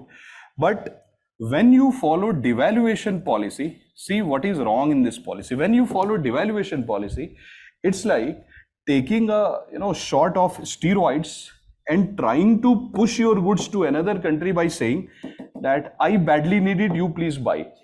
But so does the other country want the same thing. The other country also says, I am also taking a steroid, you please take my goods because I also need help. So what happens during this is the countries become selfish. And the countries started to feel that I want to sell my goods even if it hurts the another country. So now China says, I want to sell my goods because I'm suffering from global financial crisis. It doesn't matter to me if my forcing the goods over you hurts your economy, I don't care. So what happens is that when a country devalues, there is no problem. You are not hurting anybody. But when every country devalues, then you are hurting the other. Why? Because US says, I will not buy. China says, I will not buy. I will only sell. So when both of them, they lock their heads here, that means they want to sell, and nobody wants to buy. What happens to the citizens in USA? They suffer because the government says, I don't want to buy. Which means by following this policy, what we have done is we have created roadblocks between countries where it is hurting the citizens. But you still want to benefit, right? Because you don't want to take a step back. So you valued your currency, you want to export. USA devalued the currency, it wants to export. But USA does not want to import even medicines from China. And its citizens are badly asking for medicines. It hurts them. So citizens of Japan, US, China, everybody is hurt. But nobody wants to buy. This is called as currency war, because this is not a war which you fight on the battlefield. This is a war which you are fighting with currency value, called as exchange rate. This is also called as competitive devaluation, and this is called as beggar thy neighbor policy. What is beggar thy neighbor policy? Beggar thy neighbor policy means that in economics or international relations, your PSIR also, it's a generic concept. Beggar thy neighbor policy means that if, ध्यान से सुनिए, if my neighbor is devaluing the currency, I will follow a policy, any policy, I will follow a policy which will hurt my neighbor and it will benefit me at the cost of my neighbor. That's beggar thy neighbor policy. So in beggar thy neighbor policy, a country like India will follow something could be anything, economics, PSIR, any subject. So a country like India will follow a policy which benefits us, but there is no full stop here, which benefits us by hurting others. That's beggar thy neighbor policy, right? So this currency war is a beggar thy neighbor policy, because every country says, I won't buy anything from you, I will only sell to you. So suppose India starts telling China, I will not buy anything from you. What will happen to the people who are working in those factories? Gone. Because from where will they get livelihood? And this is not good, this is not fair. Because if we want to sell something, we should be ready to buy also. It should be two ways. But you only want to sell, which means you want benefits by hurting the other country. That's beggar thy neighbor. Beggar thy neighbor policy is also followed, I told you, in geopolitics, that I want my border areas to expand, because I feel that historically this was my border. Now, if you do that, it will lead to tensions in another country. But you don't want to see, don't want peace, you don't want stability in the region, because it will destroy the regional geopolitics. If China is expanding its boundaries in, for example, those areas of India where India is saying that there is a dispute, let us talk and discuss. But China says, no, I will construct infrastructure there. This is beggar thy neighbor policy. Because you are creating infrastructure, good for you, we are happy. But you are creating infrastructure by hurting us. That's beggar thy neighbor. That's not development. So that's the term used in international relations called as beggar thy neighbor. The same word we are using for economics. So if somebody will tell you that explain beggar thy neighbor policy, you should say that example of beggar thy neighbor policy is devaluation by many countries at the same time. This is called beggar thy neighbor policy or competitive devaluation. वो कह सकते हैं. लिखिए. कभी रहेगा ही नहीं. इसीलिए everybody will be hurt, and after a point of time, one country will have to back down and say, okay, let us sit on the negotiation table and let us back down, which happened. So China and USA sat on the table and they said, let us de-engage from this. Japan also withdrew. So this kind of episode happens every 10 years. You will see every 10, 12 years, you will see this will happen for 3 months and again it will be withdrawn. Game theory. Right. So by the way, did you realize that suppose there are two parties in the marriage, person 1, person 2. They are at loggerheads. This person says, listen to me. This person says, listens to me. Both of them are saying that you have to listen to what I am saying. I am right. The other person says, I am right, you are wrong. So they are at loggerheads. So how do you de-escalate the tension? Game theory. Right? Introduce a third party, judge. Right? That's the third party, but not third party. Third party means judge. What are you thinking? Think straight here. This is the judge. What would the judge do? Judge would go here and judge would say that if you keep saying that listen to me, listen to me, listen to me, good, you should not back down. But did you evaluate that in that phase when you are at loggerheads, what did you lose here? You lost your jobs, you lost your income, because you are saying I will export, but nobody wants to buy your product. So of course your factory workers are jobless now because there is too much production, nobody is ready to buy. So after a point of time, your factories will become saturated, nobody buys anything, there is loss of GDP and there is chaos in the economy.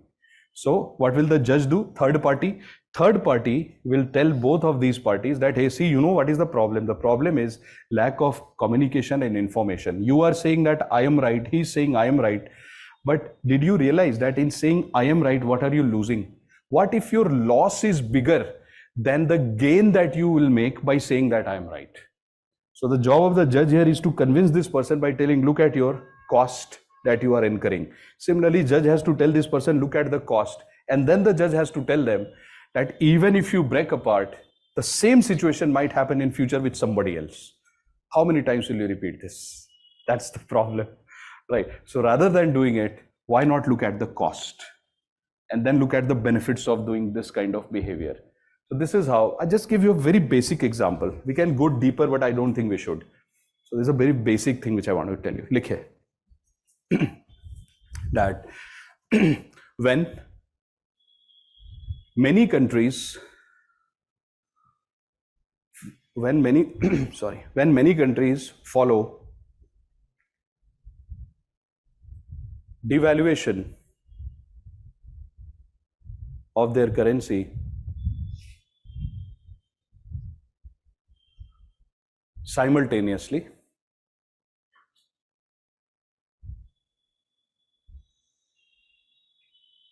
in order to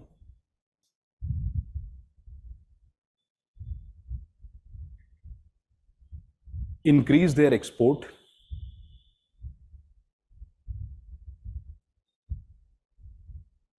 and improve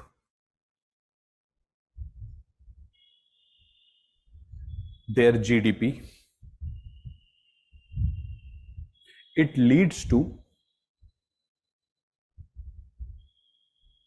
competitive devaluation,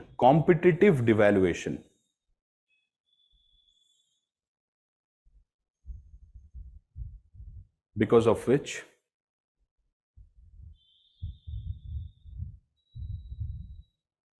there are multiple sellers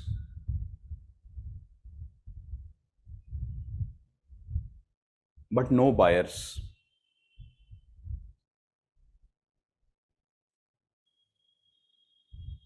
The negative unintended impact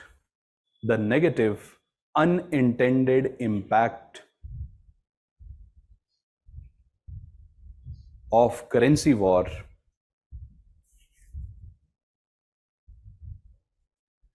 is the danger of high inflation,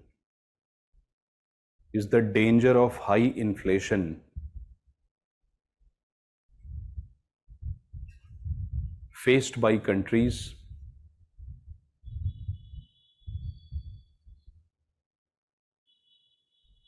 in buying their essential items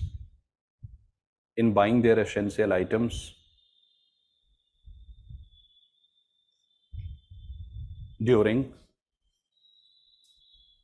devaluation phase.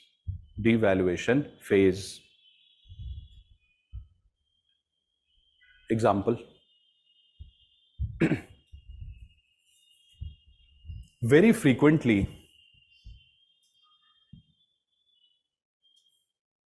we observe currency war like situations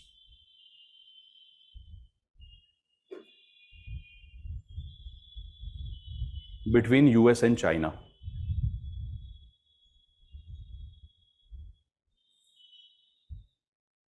There was a prolonged currency war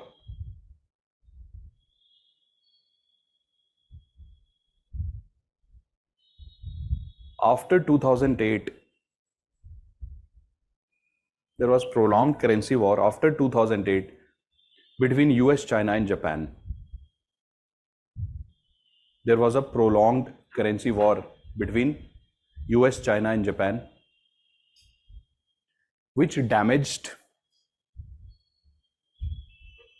international trade during that phase.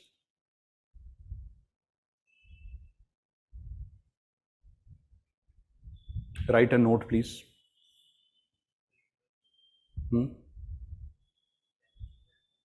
Sorry? During that phase. Please write a note. Likhe that currency war is also called as beggar thy neighbor policy.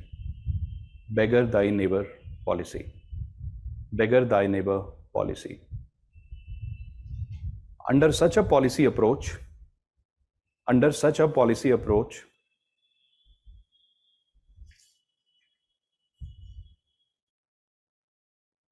a country tries to create policies Under such a policy approach, a country tries to create policies for its own benefit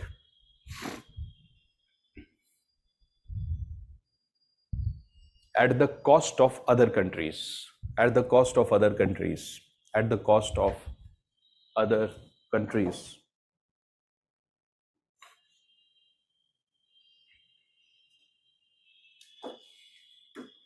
Just put a full stop, guys. At the cost of other countries.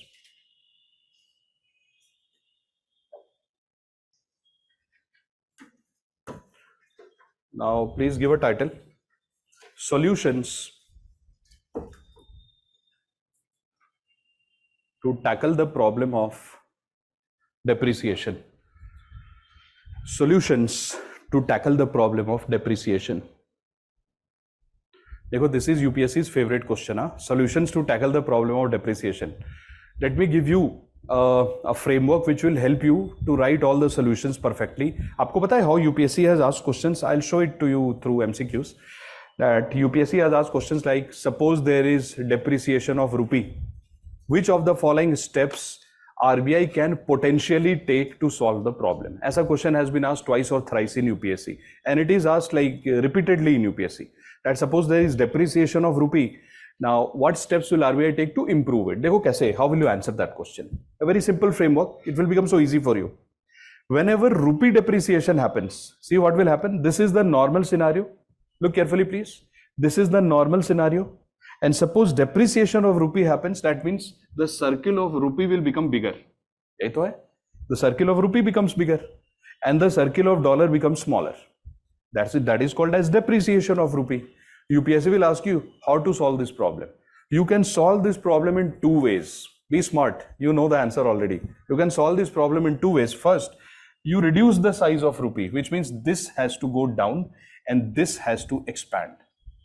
If you expand this and if you reduce the size of rupee, problem solved. So let us see. Of course, correct.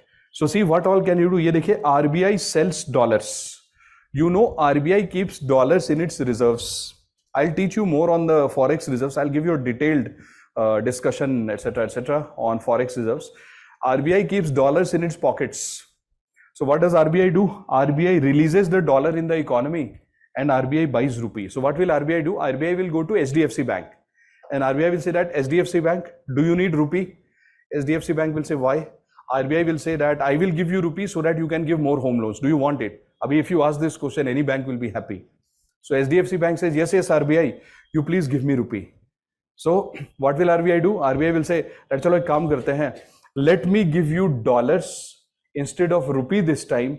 You give me rupee, and I promise you, if you engage in this kind of behavior with me, then after 2 years or 1 year, I will definitely give you more rupee.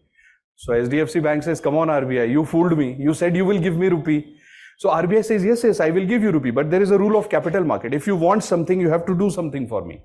So RBI says, dekho, our economy needs more dollars at this time.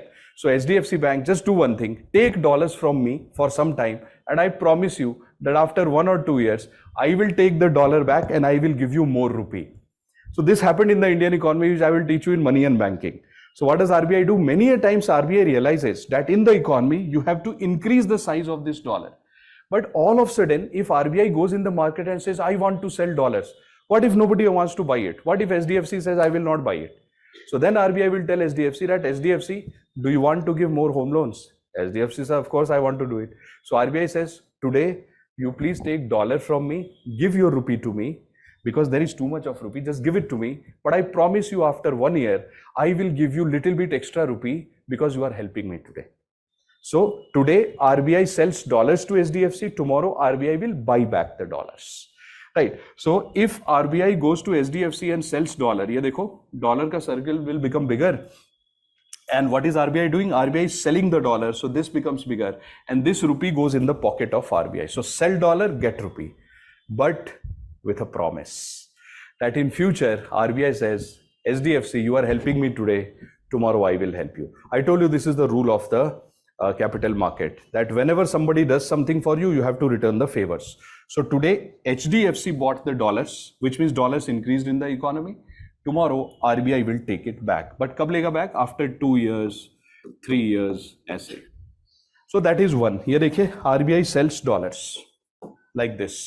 Now why did I explain this using the? मैं तो ऐसे भी बोल सकता था that RBI goes in the market and sells dollars. अच्छा ऐसे ही RBI can go in the market and sell dollar and people will buy it. What will people do with that dollar? So this selling of dollar happens only with a promise that you see SDFC, take dollar from me, tomorrow I'll take it back. This tomorrow is 2 years, 3 years, 5 years, aisa. That's one. Second, how do you reduce the size of this rupee? You reduce the size of this rupee if RBI sells treasury bills in the market. So RBI sells government bonds, government securities, treasury bills. Remember those things, treasury bills, cash management bills. So if RBI sells these things, this rupee will go in the RBI pocket. So देखो, this rupee comes here. और ये वाला method RBI sells dollars means dollar goes in the market. Third thing, see, foreign investment rules become liberal, which means more automatic route, more VRR, all those things, right? Which means that if you liberalize the foreign investment rule, more dollars will come in the market. So dollar will become bigger. अब देखो, both of them are roughly equal. Way back to original state. So if UPSC will ask you that which of the following steps should be taken by the RBI to control depreciation, you just have to focus on two things. That which step helps to reduce the size of rupee? ये देखिए, selling of bonds helps to reduce the size of rupee. And which step helps us to increase dollars? So liberal foreign investment helps us to increase dollar, and RBI sells dollars in the market with a promise that I will come back, take it from you. I badly need it SDFC. Please take the dollar from me today. ऐसा हुआ है India में. That program is called as GSAP, which we'll discuss in the banking. Yes, we'll talk about it. So guys, please write. Number one. Did you give any title? क्या लिखा है? Right. देखिए. Number one. RBI can sell bonds in the market. RBI can sell bonds in the market and absorb rupee.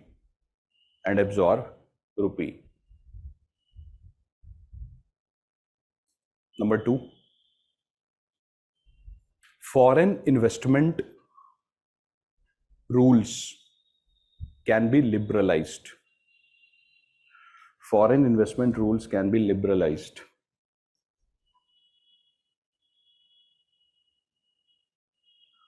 To bring more dollars in the economy.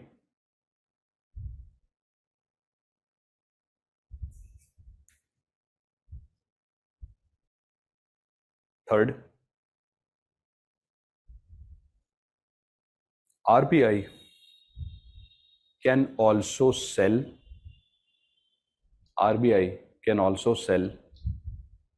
dollars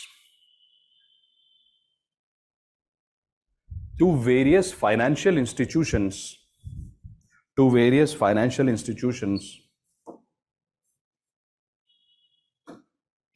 who require it.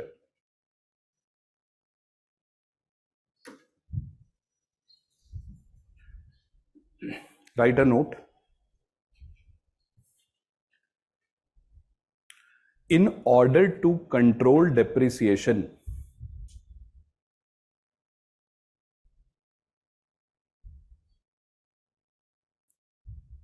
RBI takes those steps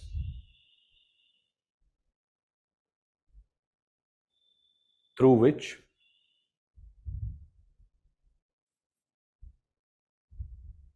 availability of foreign currency like dollar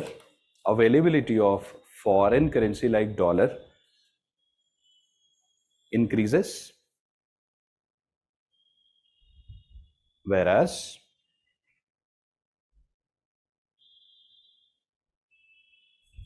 rupee is absorbed by the RBI. Rupee is absorbed by the RBI. Now, हाँ 100%. वो तो simple है, repo rate बढ़ा दो, तो रुपी कम हो जाएगी. तो that will fit in that note. That in the note we have said no. Do anything that will absorb rupee and expand dollar. Repo rate बढ़ा दो. ऐसे में you are absolutely, वही आपके फ्रेंड ने भी लिखा है online, that sir if we increase repo rate, absolutely correct, because the moment you increase repo rate what will happen. देखो, हाँ of course, ये देखिए this is dollar, this is rupee. अभी क्या करो, if you increase repo rate what will happen, more dollars will come in it. ये देखिए, more dollars will come, so dollar size will increase and rupee size will come down because more rupee from the economy will go in the banking system. So bank में people will go for fixed deposits. So if you increase repo rate, so this will become this and rupee will become this. बस हो गया, balance will be restored in the economy. Problem will be solved. So now you need to draw this diagram. Very crucial, exam type of point. So, अच्छा बताइए, how do you come out of currency war? There is no fixed formula. You have to sit on the table, communicate, and you have to agree that you will stop the devaluation. मतलब there is no formula. You have to do this job, which I'm going to teach you now. This has to be done to come out of currency war. Appreciation. Right. So लिखिए पहले. Let me explain what is appreciation. Only then I can teach you when it will be used. Appreciation or revaluation. So by the way, today you are studying one of the most technical topics of macroeconomics. They say that it is one of the most difficult topics of macro. Are you finding it difficult? I don't think it's very difficult. People have just created this perception. They try to scare everybody by saying, I don't think it's very difficult. It's manageable.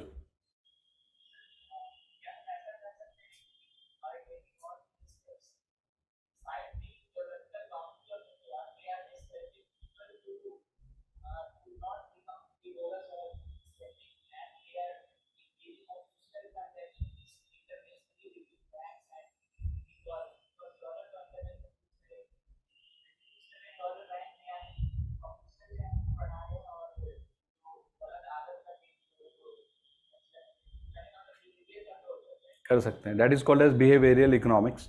That is called as nudge theory. उसको nudge theory बोलते हैं, where you try to control the behavior of the people in the economy, not directly but indirectly through persuasion etc. कर सकते हैं. But that theory has not been verified that how impactful it is, how long it will take to correct the problems using the theory. But yes, it is used.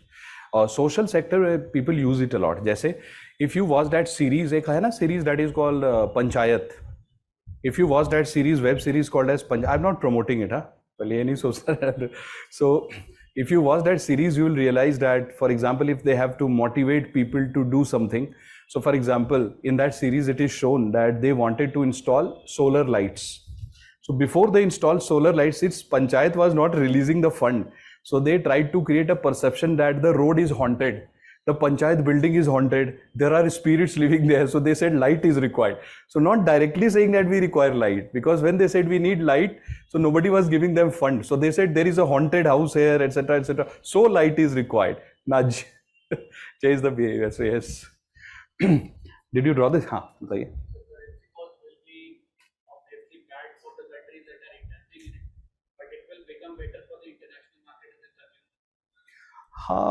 But there is a problem in this kind of theory. The problem is, like, for example, when China and USA and Japan, they indulged in currency war. Let's say, so most of the developed countries generally do that, producing countries. Abhi dekho, the buyer countries have a problem that to make payment for these things, you need cash. So that is one of the problems. So if you are a developing country, there is only up to a limit up to which you can buy those things, because you are mostly stuck up in the necessities of life.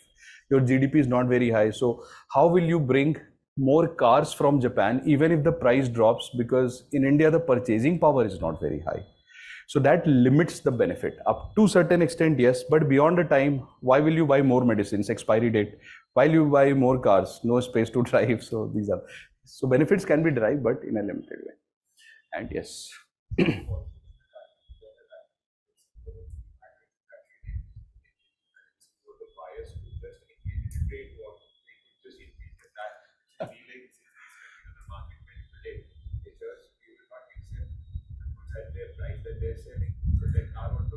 Yeah, true True, but when you know two things, that 90% of the raw material of the world comes from China. And you also know second thing, that 70 to 80% of the global factories are in China, of the manufactured items. When you know that USA is one of the largest sellers of medical equipments as well as automobiles, etc. So if the buyers decide to play a game by colluding in some way, saying that we will try to take benefits, but these countries would then drag you also and would start to put restrictions. I'll give an example. So what happened during trade war of China and USA? So USA was saying, buy my steel. China was saying, no, buy my steel. India said, I will take the benefit. So what did India do? India reduced the price of the steel even further, and India tried to sell its own steel secretly inside USA, even lowering the price below Chinese steel. Now, so USA price of steel is, let's say, that for 1 ton $100, China 1 ton $70. India was trying to sell it for $60. USA got to know of this, that India is reducing the price. So they put a tariff on our steel, which was 35% tariff. So what did they do? They said, India for you, so that you don't take the benefit of this opportunity, because we are fighting, so you silently don't sell it. So what we'll do is a tariff over you. India said, but why are you dragging us? We are not even a part of this currency war. So USA said, yeah, so that you don't take advantage of our market vulnerabilities at this time. Second, at that time, India was very much interested in buying medical equipments from USA. India said that USA is following currency war, which means the medical equipment of USA are cheaper. India said, we will buy it.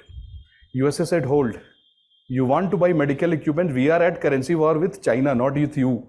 So how can you take advantage? So what did USA do? USA said that India, if you want to buy those medical equipments from USA, you will have to give us zero tariff entry.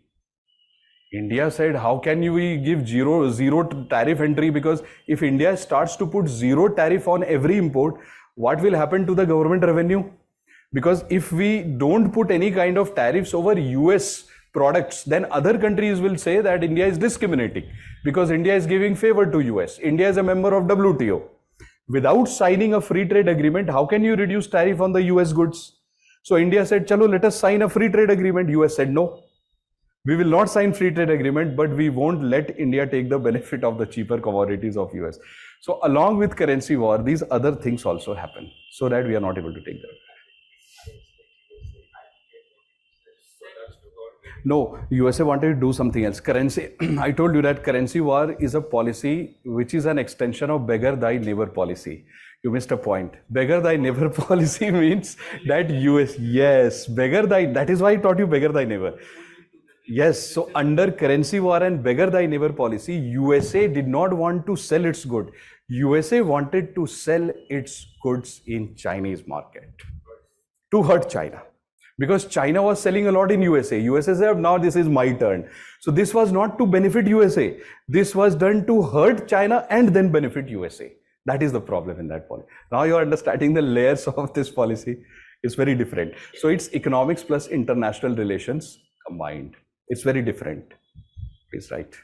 Did you write this? Yes. Chalo, isko padhate. It's become so easy now. I will answer your questions. Don't worry. One by one, I'll answer all your questions. But first, I want to give you dictations. Because this theory and the dictation, this will help you to crack the exam. Very, very important. See, what is appreciation and revaluation? This theory is not very big. Like devaluation was a big theory. Beggar thy neighbor, currency war, US watch list. Isme kuch bhi nahi hai. There is nothing. See. So for example, and nobody loves this policy, by the way. Right? This is the neglected kid of the house. So this one says that suppose this is dollar, this is rupee. Now, $1 is equal to 80 rupees, normal. This is the rupee size, this is the dollar size. But abhi hua kya? What happens in the economy is that during COVID, bahut dhyan se dekhiye, during COVID what happens? That because of crisis, there is very high demand of rupee. Why? Because everybody was saying that rupee is useless, a neglected kid. But now all of a sudden everybody started to say during COVID that we need cash. Kyun? Because we have to buy medicines, we have to buy food. So everybody started to say, I need more cash, more cash, more cash. So when the demand of cash rises, acha pata hai aapko, there is something beautiful about those kids in the house who don't get a lot of value. They are the most creative people in the house. There are two types of kids in the house, I'll tell you, personal experience. one kid who studies a lot. So my siblings, they study a lot. They used to be like this topper, that topper, So everybody values them because when you are a kid, people say mark sheet, oh, rank 1, wow. But there is another kid. So whenever there is leakage in the water, the tap is not running properly, there will be a kid in the house who will say, I'll fix it. Right? That kid is not the school or college topper, but that kid is very creative. These are the kids who end up getting the best placement offers. Right? We are talking about that kid now. See, this kid is a fixer. He fixes all the problems of the economy. Devaluation, this kid will come. Currency war, this kid will solve the problem. Dekho ye kid kaun hai? Who is this kid? So $1 is equal to 80 rupees. During COVID crisis, lot of demand of rupee was there. So when something's demand increases, what happens to its value? Its value goes up because supply at any given point of time is limited. RBI cannot print currency every day. Right? It doesn't do that. It will lead to hyperinflation, too much of inflation. So during COVID, people said, we need rupee, rupee, rupee. Demand of rupee increased, but supply was not there. So what happens? The value of rupee appreciates compared to others. So that is one reason. But has it been done by RBI? No. People are demanding cash because of COVID, not because of RBI. Hence, this is called as appreciation of rupee. So when the value of rupee goes up, rupee ka value goes up, not because of RBI, but because of other conditions, market conditions, it is called as appreciation, right? Now, look at the other part. Suppose the Reserve Bank of India does not print a lot of rupee. Normally, RBI prints currency every year. This year, RBI says, I will print less currency because I don't want people to use currency. So what will happen? Because of that, less printing of currency, supply of rupee will go down. So, abhi dekhiye, what will happen? Earlier, this was the rupee circle. Now this is the rupee circle. Supply has gone down. When supply has gone down, its value has increased. Now $1 is equal to 60 rupees. Value has increased. Well, pehle we needed 80 rupees to buy $1. Now we need just 60 rupees to buy $1. So this is called as revaluation. So when the value of rupee increases because of RBI, it is called as revaluation. And when it happened because of market conditions, it is called as appreciation. Abhi aaye idhar, let's come on this side. Now see, this is our initial condition that dollar is equal to this much of rupee. No problem, it's fine. But let's see what happens. Demand of dollar goes down. Why would a demand of dollar go down? If US prints more currency, lot of currency, yes. If US starts to print more currency after currency, what will happen in the global market? People will say, oh, there is so much of dollar, value of dollar goes down. And relatively, value of rupee goes up. Because if something is going down, the other thing which is connected to it, its value goes up. So that is called, this has not been done by RBI. So we will call it as appreciation. This is because of other conditions, not RBI, appreciation. अब देखो इधर supply of dollar increases in India. Why would supply of dollar increase in India? Suppose RBI increases repo rate. ये देखिए RBI increases repo rate in India. I think sometime back you guys were saying this. If RBI increases repo rate in India, more dollar will come. And when more dollar comes, ये देखिए क्या होता है? This small dollar circle expands. It becomes bigger. When it becomes bigger and rupee is relatively less, then value of rupee goes up. So this entire thing is called as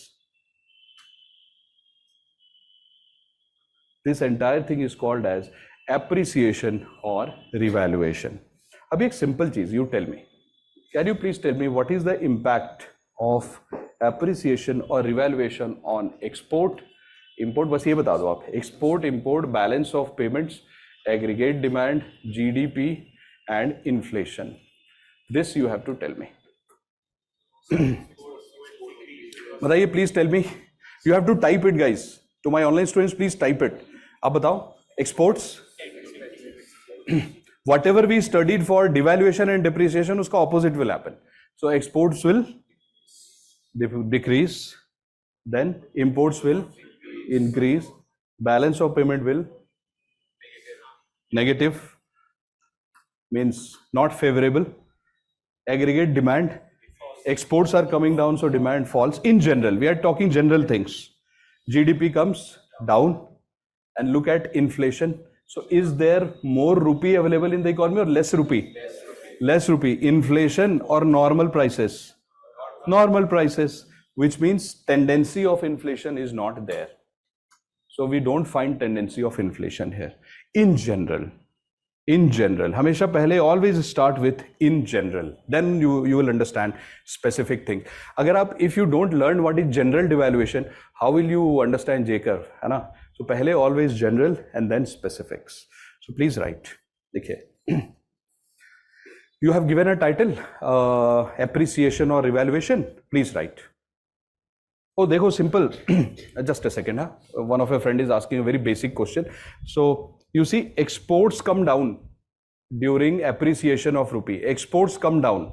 See, because बहुत ध्यान से सुनिए, the value of rupee goes up, which means that now if somebody wants to buy a pen from India, they have to give more rupee to us. Because our rupee has become more valuable. So somebody has to give more rupee. So our exports will come down. Our imports will go up. Imports are cheaper. Since our exports are down, so demand is down. Why? Because in the world market, our products will be demanded less. That is the connection. Likhiye, please. No. When we write aggregate demand, this is the demand of our goods. Right? So for example, if mobile phones are becoming cheaper in India, how many mobile phones will you buy? If Dolo 650 is cheaper, how many Dolo 650 will you buy? Right? Which means that you will buy only limited amount. Uske baad to you will export only. But nobody wants to buy our goods. Problem. Right? Good. This Dolo 650 example is very good. Because it tells us that if we can't consume more than one Dolo 650, it becomes toxic after that. Right? Likho, please. Most welcome. Your friend is saying, sir, don't give more example of medicines. Okay. Please write that when the value of our currency, like rupee,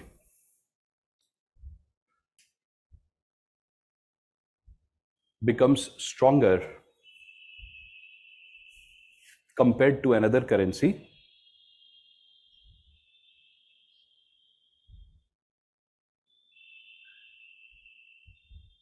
like dollar,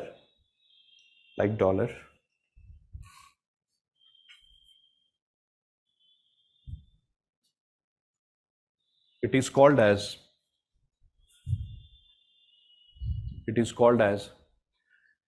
appreciation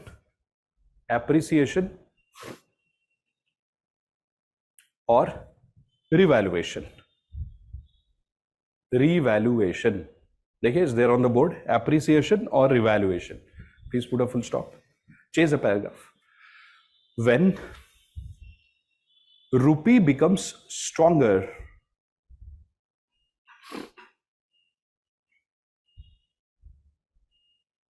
Amruta, absolutely correct point, brilliant point, and we are going to do this point next after this. Very correct point. You guys are reading my mind now. So look at your improvements in the subject. Your understanding level is so awesome. She understood what I'm going to teach next. Okay, please. क्या लिखा है? When rupee becomes stronger because of market conditions of demand and supply, because of market conditions of demand and supply,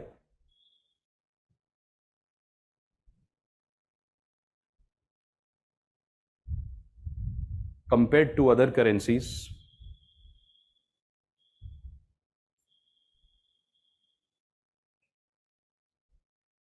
it is called as appreciation.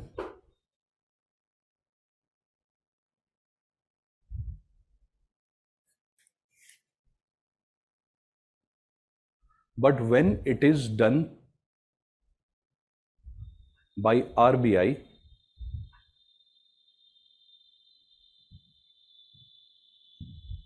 as a policy measure,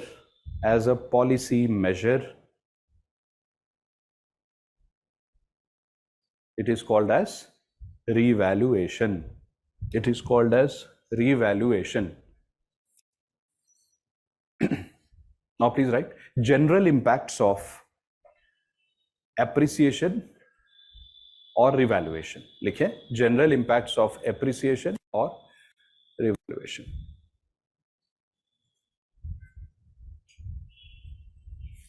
Number one, exports tend to decrease. Exports tend to decrease because they appear more costly. Because they appear more costly.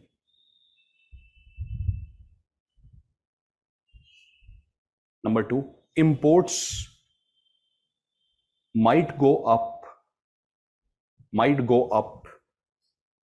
means increase. Imports might go up because they appear to be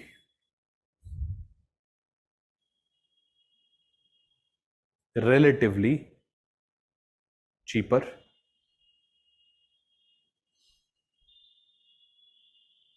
Third, balance of payment might deteriorate.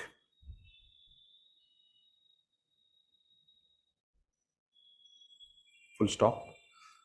Next point. We are writing general stuff, huh? Next point. Aggregate demand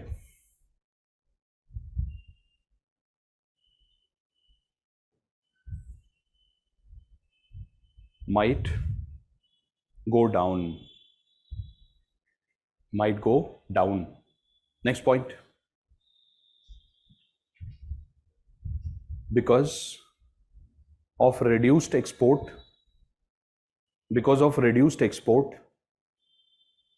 and lower aggregate demand,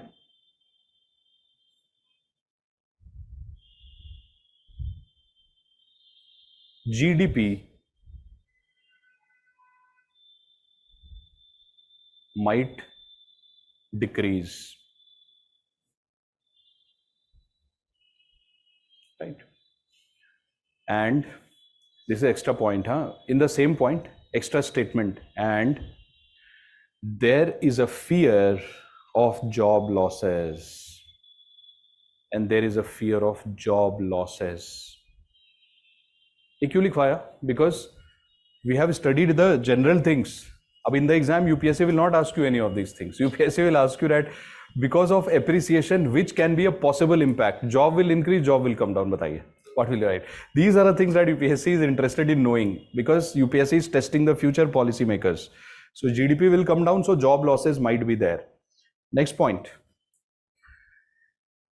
During appreciation, inflation pressure is reduced. Inflation pressure is reduced. Now please write steps undertaken by RBI. Steps undertaken by RBI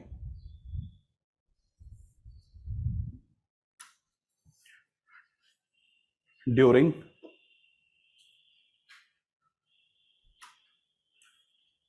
appreciation.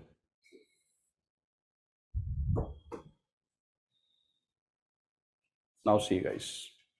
So if somebody will ask us that this is the situation in the economy, huh?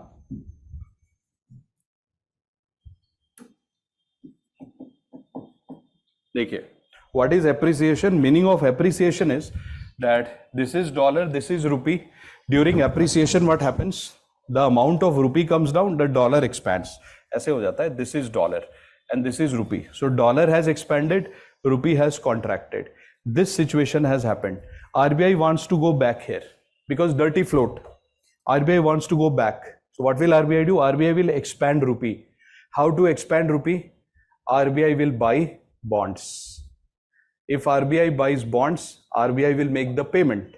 So देखिए, what have we written? RBI buys bonds. So remember, earlier RBI had sold treasury bills. Now RBI will go in the market and RBI will offer very high price to people and say, you please sell your treasury bill to me. I need it badly. So RBI will keep buying the bonds so that more rupee will be released. That's step number one. Second, are we going to bring more dollars in the economy or control dollars in the economy? Control dollars in the economy.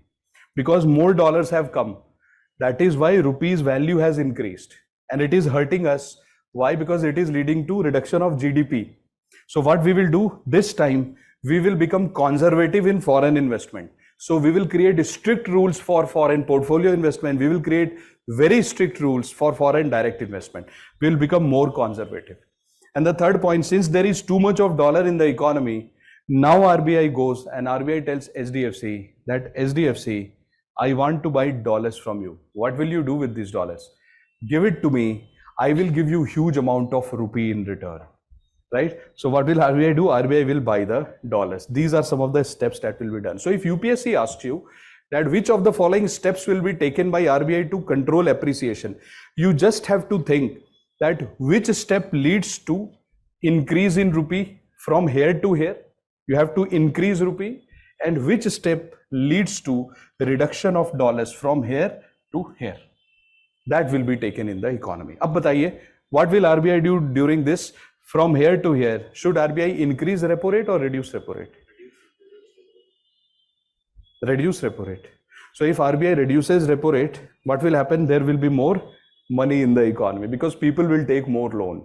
And if repo rate is reduced, dollars will go away from India. Exactly what we want.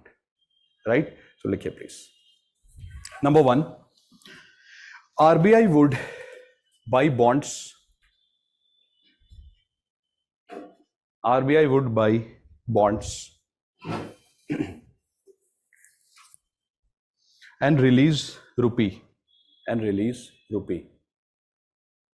Number two, RBI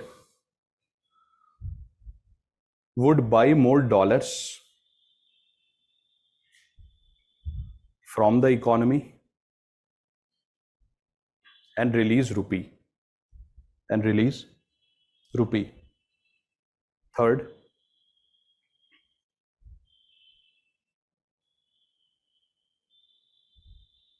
RBI might create strict foreign investment rules. RBI might create strict foreign investment rules to control the inflow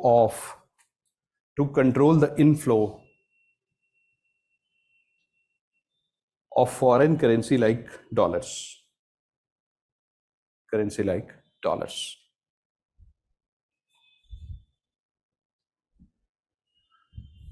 Write a note, please.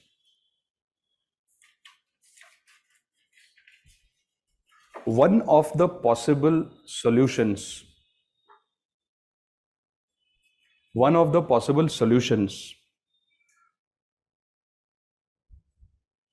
to come out of currency war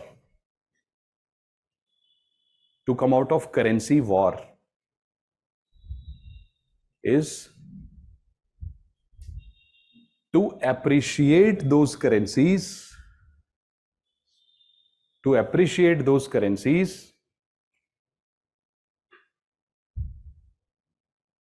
which earlier faced devaluation.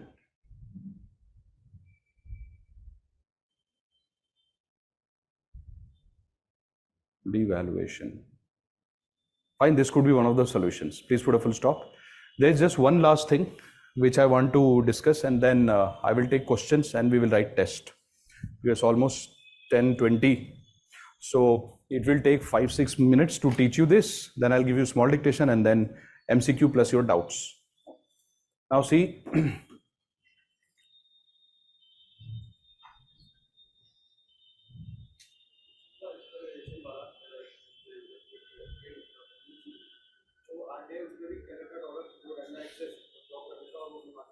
वो prelims वाला question है, थोड़ा रुक जाइए, 2 minute के लिए रुक जाइए.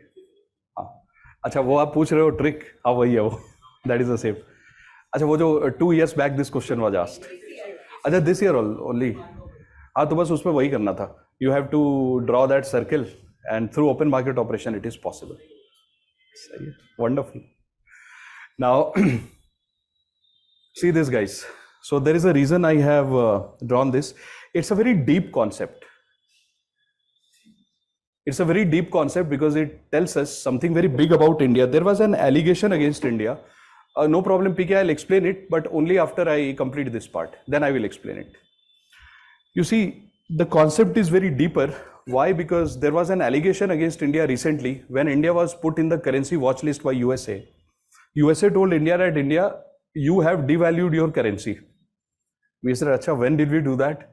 So USA said that since 2 years, you have reduced the value of rupee. What is the meaning of reduce the value of rupee? That means there is too much of rupee in India and there is very less dollars. So USA was blaming us that Indian Central Bank RBI has printed more currency, devalued its rupee, because if you devalue, you will be able to increase your export. And they said you are doing it because you have a policy called Make in India and you have a policy called Production Linked Incentive Scheme. You are trying to promote it. That is why you devalued your currency. We said, chalo, let us understand another side of it. Acha, ek baat batao, if I tell you in the class that I love coffee, does it mean that I hate tea? But log nahi samajhte. People don't understand this. The moment you say I love coffee, they'll say this person hates tea, this person loves coffee. Ye kaise ho gaya? How did that happen? You know, I love my country. Doesn't mean I hate USA. Ye kidhar se aaya? From where does this logic come? Just because you praise somebody, it doesn't mean that you are ridiculing the other person. So similarly, everything has two sides. Ab dekho, you use the same logic here. I'm going to express something to you. Dhyan se dekhna, please. Now see, this is USA. And this is India. So USA told India that India, you have suppressed yourself and you are trying to make the dollar look bigger. That is what you have done intentionally. Means you have intentionally kept yourself shorter. India said, okay, theek hai. You can blame me by saying that I have kept myself suppressed. If I look smaller when you put me with others. So India said, I'm going to stand with other countries, which means this is rupee, this is dollar. And now you have currency of other countries here. For example, Japanese yen, British pound, Swiss currency is there, Canadian dollar is there, French currency, European Union currency is there, euro. So India said, place me with everybody and then check what is my status. So USA placed India and USA said, well, I mean, all of you look similar. So then India said, now USA, let us do one more exercise. Right. So what did India do? India said, USA, let me place you between them. See what India did. So India said,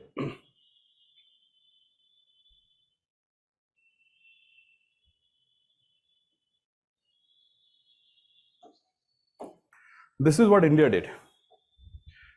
India said, these are the countries.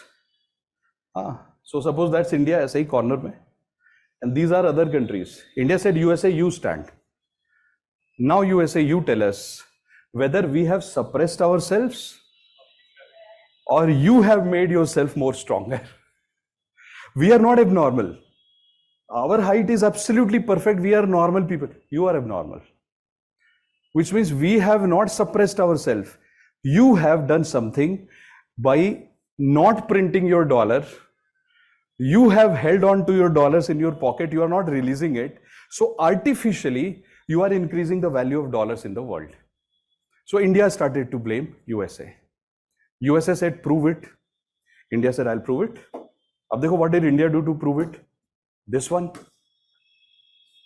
See, look at the economic rationale behind it. Bahut dhyan se dekhiye, this is very important. So suppose $1 is equal to 80 rupees. Look at the circle. Because rupee is always more in the economy, right? So $1 is equal to 80 rupees. Now, USA was telling India that, India, see, you have done this. You have deliberately printed extra currency, rupee. So you look bad. Your position is like very less and our position is stronger. So USA started to blame India that, India, you have devalued your currency.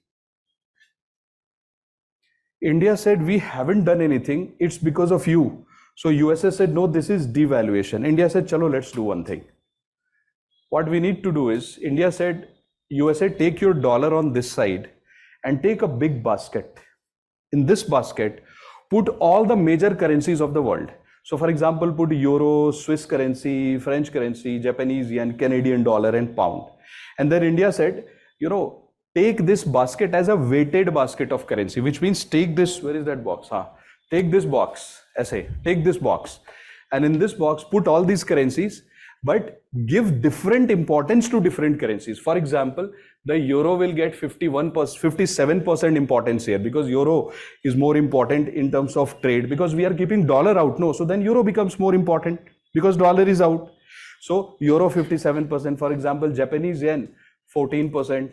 For example, similarly, if you look at pound 12%, Canadian 10%, this 4%, this 3%. If you add everything, it becomes 100%. Different currencies, different importance. This is really weight, by the way. Put it in this box. And then India told USA that US, let us look at the value of $1 compared to this basket in the year 2022. So the value of dollar in this basket can be compared because you can convert this entire currency into dollar. And then you can compare dollar versus dollar because all these currencies can be converted into dollar, single unit. Then you can compare the value. Just like you compare $1 is equal to 60 rupee. वैसे you can compare $1 is equal to how many baskets like this. Then India said, USA, let's do the same exercise for 2023. And what did we find? We found out that dollar has appreciated by 4.4% against this basket, which means the size of this basket has not changed in the world, which means these countries have not printed extra currency, these countries have not withdrawn the currency. Whatever amount of euro was there in the world, it is currently there. These countries have done nothing to their currency. So the size of this circle is same, but look at the dollar size, look at the dollar size. Dollar size has reduced, which means USA has stopped printing dollars. That is why dollar is not available compared to these currencies also. Dollar looks stronger because artificially USA is not printing dollar. So now India said that, my dear friend, this is not devaluation, this is depreciation. Because this has happened not because of RBI, it has happened because you, Mr. USA, manipulated the market. Which means that RBI said, we have not printed extra rupee. We are same, but our currency looks depreciated because dollar has been appreciated. So actually this is not depreciation of rupee. This is appreciation of dollar, because of which depreciation of rupee has happened. So we are trying to tell USA that USA, don't blame us that India has deliberately devalued its rupee. We have not devalued the rupee. Our rupee ka circle size is same. Your dollar has come down because you are not printing dollar. You are the market manipulator. And when we proved it, sab kahan bola aapne? When did we say all these things? This was said in the parliament this year. When the budget was being presented, the finance minister declared in the parliament that USA has put us in the currency watch list by saying that we have devalued. And she presented the data. Entire economic survey has discussed all these things in 60 pages. In 60 pages, the government has explained this, which we learned in the class, that India has not done anything. You, Mr. USA, has stopped printing currency. You are at fault. And after all this, recently, India was taken out of the currency watch list. So this thing which I taught, this basket of currencies, these 6 currencies, and when you compare dollar with respect to them, this is called as dollar index. What is dollar index? When you compare the value of $1 with respect to a basket of currencies by giving them proper weights, this comparison is called as dollar index.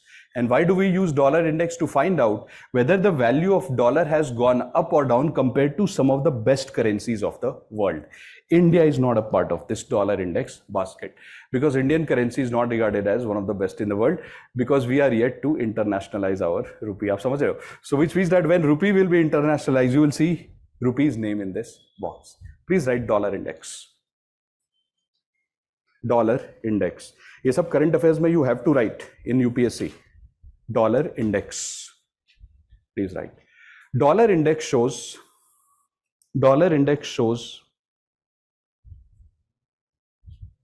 the relative value of dollar compared to the relative value of dollar compared to a basket of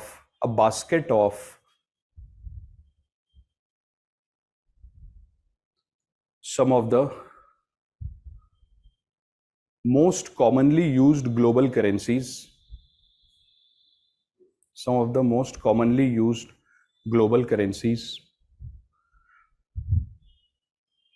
after assigning them appropriate weight. Weight means importance. Appropriate weight.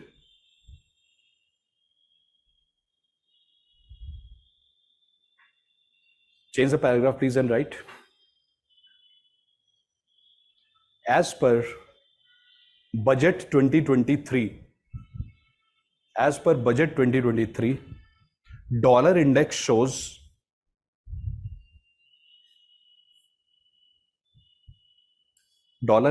that in reality, dollar has appreciated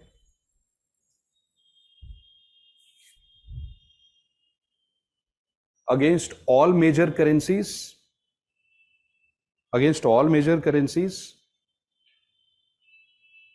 of the world, including rupee.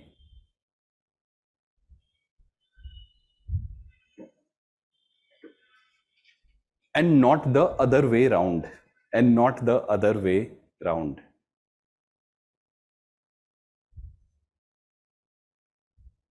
Right? So if somebody comes to your life and says that, you have stopped talking to me, तो आप ऐसे बोलो, I have not stopped talking to you. Earlier you were talking a lot, now you have stopped talking. That is why it looks as if I am not talking. I am the same guy. It's just that you are not talking these days. वही चीज. So India is telling USA, don't blame us. We have not done anything. Your value has increased. Put a full stop. Now guys, so let's do one thing. Please tell me whatever doubts you have from today's lecture. And once I clear it out, we'll solve the MCQs. That whole FDI MCQ is left. And it troubles me because MCQ is important. So that MCQ has to be done today. And those 4 or 5 questions which are left from this topic, those MCQs have to be done today. So those of you who have any doubts, especially let me start from the online. So because I haven't taken most of your doubts. So you please type, copy paste all your questions. I'm going to answer them one by one. And rest of you who don't have any doubts, start solving the FDI wala question first, the foreign direct investment. So let me tell you the page number. You please start solving the first book that I had given you, page number 65. We have done this, no? No. Page 65. So let me answer. So, just a second, let me start answering your questions. And you please solve the MCQs. Actually, it is done based on the US laws. SP, it is just like we have a parliament. We can pass an act in the parliament which says that India will keep an eye over its trade partners. It is our right. We are not disturbing anybody. We are just keeping an eye. And if we feel somebody is hurting us, we will take steps to protect ourselves. Like the FDI Amendment 2020 which has happened. In that amendment, we had said anybody who is sharing land border with us, extra permission, same thing is done by US. So it's not hegemony. It's something which is called as taking care of your own economy. Why was US appreciating its currency? Why was US appreciating? Abhi, why was US appreciating its currency? So I'll tell you the reason. The reason was there was too much of inflation in USA. Reduce inflation, USA said, I will not print dollars. That was being done in US. And it led to appreciation. So to my online students, whatever questions have been unanswered, you please copy paste it again, because I've lost many of the questions. I'll answer it. Page 65. Page 65. Okay, let me answer your question. Back kijiye. This one. So your question is, does devaluation reduce the economic Oh, very good point, very good point. I have given that in the handout. आप सही कह रहे हो. Oh, that will do. उसके लिए I have created this as an assignment for you guys. ये है मेरे लिए. This one. This is your assignment, which you have to do towards the end before you say bye to me today. That's sterilization. Now, let me answer your question, Saida. So, the question says that if a country pursues devaluation a lot, the credibility of the country comes down in front of the world. Absolutely correct. If you take steroids a lot, right, artificially trying to give yourself energy and then win the race, world doesn't respect you. Absolutely correct. बहुत अच्छा point. You are thinking like a policy maker. Very good. Now, ऐसे करते हैं that नीचे से one question up, huh? Let's start. So, VD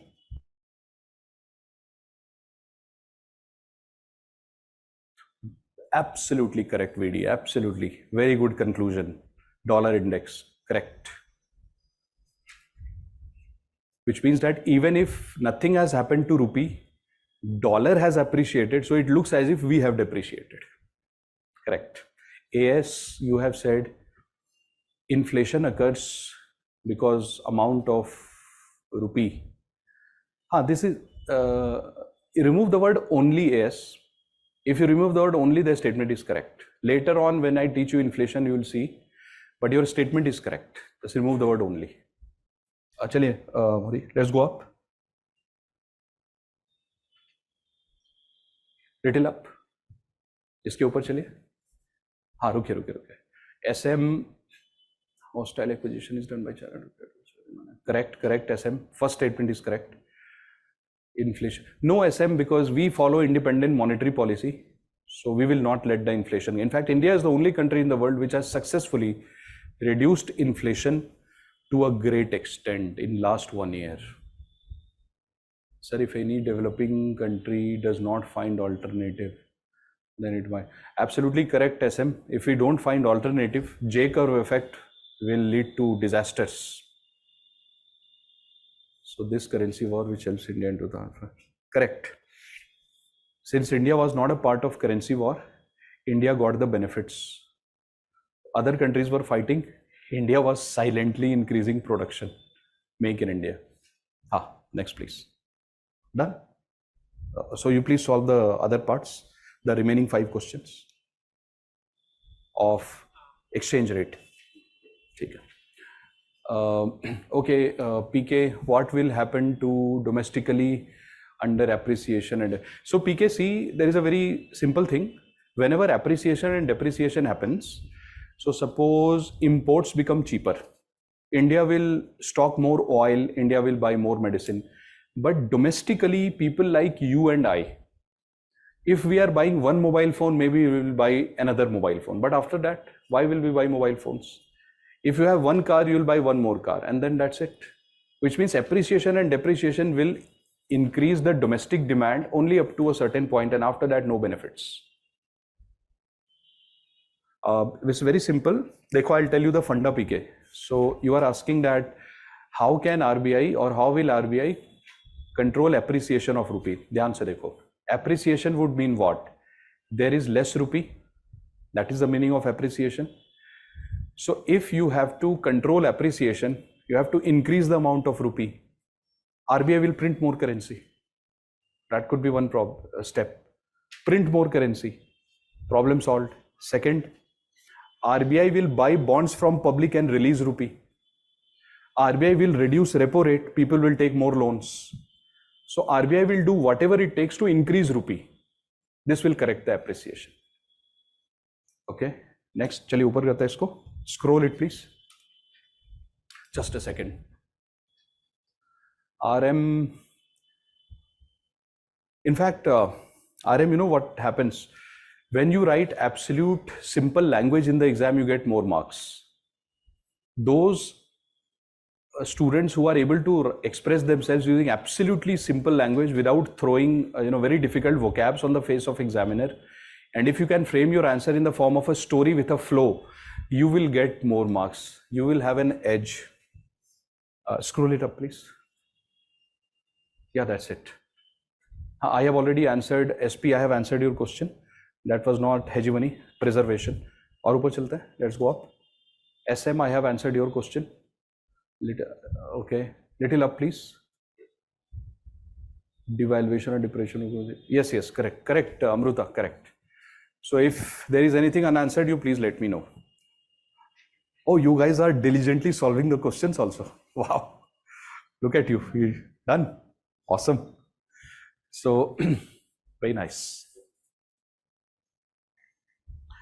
Now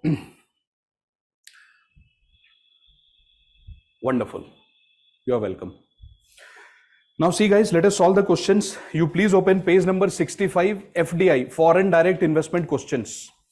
Question number 1. I am reading the question. Which of the following are capital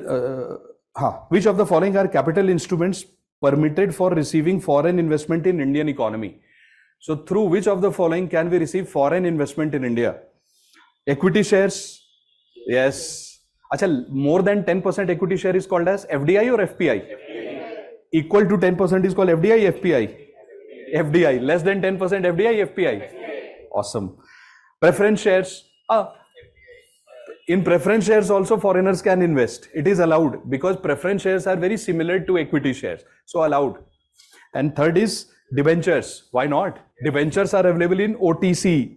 And I taught you under VRR, if they FPIs invest 75% of their money in stock exchange, 25% can go in OTC. Debentures 100% allowed. So answer is all 3. Okay, you got it right, huh? All of you got it right? Wonderful. Chalo, good. Which of the following are the features of FDI? बताइए इसको. First one, they are considered to be long-term and steady investment. Steady means they are more stable. Correct. They are likely to introduce superior technology in the host country. Likely hai, but no guarantee, but likely. Good. They most likely bring with them the superior global management practices. Of course, yes. Last वाला बताना मुझे आप. They exploit hitherto untapped business opportunities, thereby generating employment opportunities. Absolutely. Which means that, देखो मैं बताता हूँ कैसे. See, India has everything which is required to become number 1 in terms of electronics export. But we have not become number 1 in last 40 years. Why? Because there were some technologies which we needed, which was available with Taiwan, South Korea, etc. Now we are getting the FDI. So even our potential is increasing. So yes, this point says they exploit hitherto untapped business opportunities. Of course, yes. And thereby generating employment. So 4th is correct. Which of the following is an example of hot money? Foreign direct investment, hot money? What is it? Cold money? There is nothing called cold money. That's stable money. FDI is not hot, it's stable. FII, hot or cold? Very good. FPI, hot or cold? Very nice. So second and third are correct. Analyze the following statements regarding foreign investment in India. FIIs hold up to 10% stake. Up to? Less than 10%. Less than 10%. This is wrong. FDI holds greater than equal to 10%. Yes, greater than equal to 10%. In any Indian company, in general, whenever they are not writing in general, so in any, you have to insert that thing from your side. In any Indian company, in general, because more information is not given, generalize it. Because we can't add information from our side. So second option is correct. So only 2. Question number 5. As per government's FDI policy, which of the following is or are correct? FDI holds greater than 10% stake in listed companies. Equal to, greater than, equal to. That's the definition. Greater than, equal to.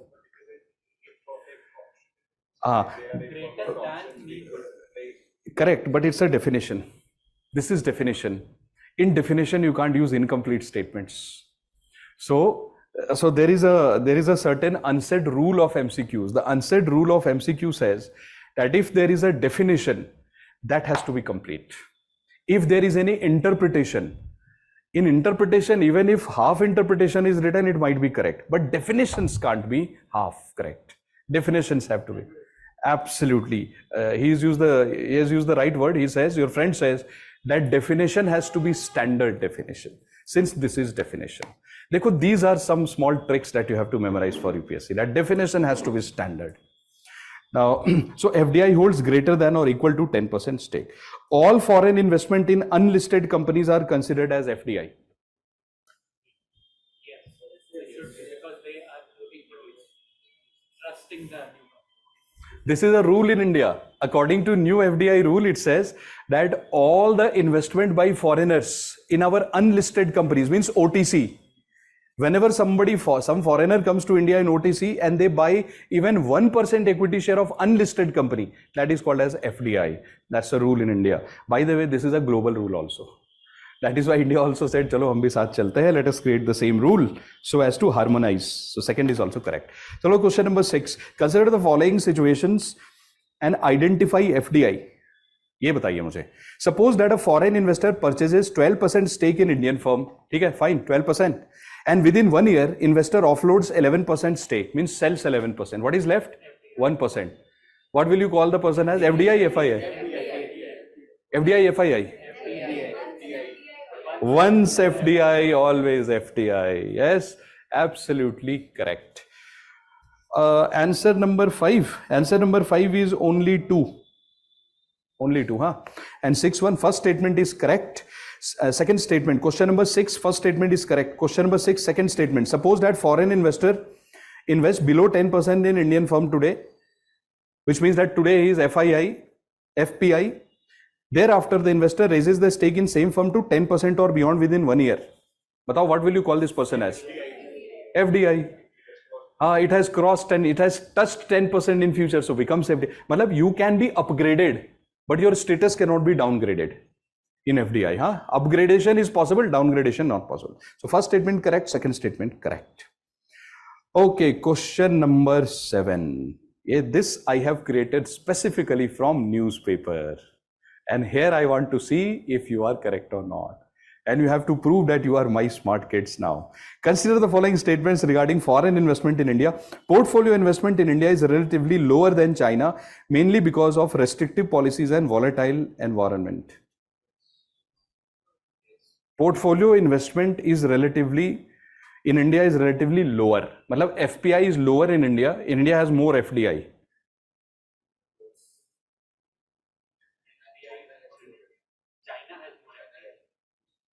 China has more FDI because China has opened up its economy. We have been very, very guarded. We have been following a very guarded approach in last 60-70 years. We are opening up now. Since we were guarded, so FDI was not coming. So many restrictions on FDI. So who came in India? FPI. Portfolio came in India. Yes, it's talking about FPI. Portfolio came in India because we have followed a very conservative policy in FDI. That is why portfolio came. So first statement says portfolio investment in India is relatively, it should not be lower, it should be higher. Portfolio investment in India is higher than China because of restrictive policies. So the first statement mein, the word lower should not have been there. The correct word should have been higher. Since I have used the word lower, so that statement is incorrect. That statement is incorrect. The correct statement should have been that FPI in India is higher than China because in FDI, India is very, very conservative. Right. So that's the first statement is wrong. Yes. PB, absolutely. Second, FDI is sufficient but not a necessary condition for economic growth. Sufficient means if you bring FDI, yeah, it will lead to economic growth. But only FDI will lead to economic growth. It's not necessary. It's not necessary. Even after having FDI, we cannot have economic growth. Workforce is not available. Population is aging fast. Right? The health condition of population is not good. Problems are there. Political instability is there. Right? So even if FDI is there in Sri Lanka these days, but their economic growth is not there. Why? Political instability. So FDI is a sufficient condition. Matlab, yes, it helps, but not a necessary condition. Yes, PB is right. Your online friend is saying, sir, China is facing that problem. Lot of FDI is there, but it is not able to increase its growth. Bahut sahi. Means you are reading newspaper. Wow, very good. Now, next question. So question number 7 was slightly tricky. Aise questions are asked in UPSC. Question number 8. NRI investment in India through various accounts. NRIs invest in India through various accounts like NRE, NRO, FCNR, etc. Which of the following are true in this context? NRE is dollar denominated account. Yes or no? Up to you are expert in this. It's rupee denominated. NRO is dollar denominated. No, rupee denominated. Brilliant. FCNR, fixed deposit. Dollar denominated. मतलब all are wrong. Wonderful. अब चलो 2019 question. Which of the following is issued by registered foreign portfolio investor to overseas investor who want to be a part of Indian stock market without registering themselves directly? You want to come to India. Mr. Bill Gates wants to come to India, but without telling SEBI, secretly. How will he come? Participatory? No. Wonderful, wonderful. देखो how difficult the question was, huh? So PB, denominated, कहाँ पे? Denominated means in which currency the account is opened. Yes, yes, yes, correct. Repatriation, same. No, repatriation is different. Repatriation means in which currency you will take back your money. So it depends on your choice. Right? But in the account NRE, there will be rupee. If you want to take out rupee, take it. But generally, they don't take out rupee, they take out dollars. They will convert it. Okay, 2019, very difficult question. 2020, let us see. With reference to FDI, which of the following is considered as major characteristic? देखिए level of question, how difficult it is becoming over a period of time. So which of the following is correct? It is the investment through capital instrument essentially in listed companies. Essentially mostly in listed companies. We are a startup country now. It is in unlisted companies also. How can you write essentially? Extreme. Right? That's not correct. So first statement is wrong. देख रहे हो catch point, essentially. Second, it is largely non-debt creating capital flow. मतलब when FDI comes to India, they don't force us by saying return our money, return. Why do you need to return money? You have given them equity shares. They gave us FDI, we gave them equity shares. Problem solved. Why do we need to return their money? Right? So yes, it is non-debt. Non-debt means it's not a burden on us. We don't have to return it. It's our money now. Second option. Third, it is the investment which involves debt servicing. Debt servicing means when somebody gives you money, you return the money plus you pay them interest rate. When FDI comes, do we pay them interest rate? It is in bonds, not in FDI. FDI means equity shares. So debt servicing wala point is, debt servicing means you return the principal plus you give them interest rate. So interest rate is not involved in FDI. The third statement is wrong. Now fourth, it is the investment made by foreign institutional investors in government securities. Who said that FDI only means government securities? Because this is wrong. Government security, it can be in government securities also, but not only in government securities. But PB, but there is no interest rate. Return on investment is called profit. That's not interest rate. Question number 11. देखो, this is recent question. अब देखो, UPSC has become smart, right? So consider the following. Foreign currency convertible bond. ये तो आपको पता है. You are smart kids. Foreign currency convertible bond means that it can be converted, this bond can be converted into equity shares.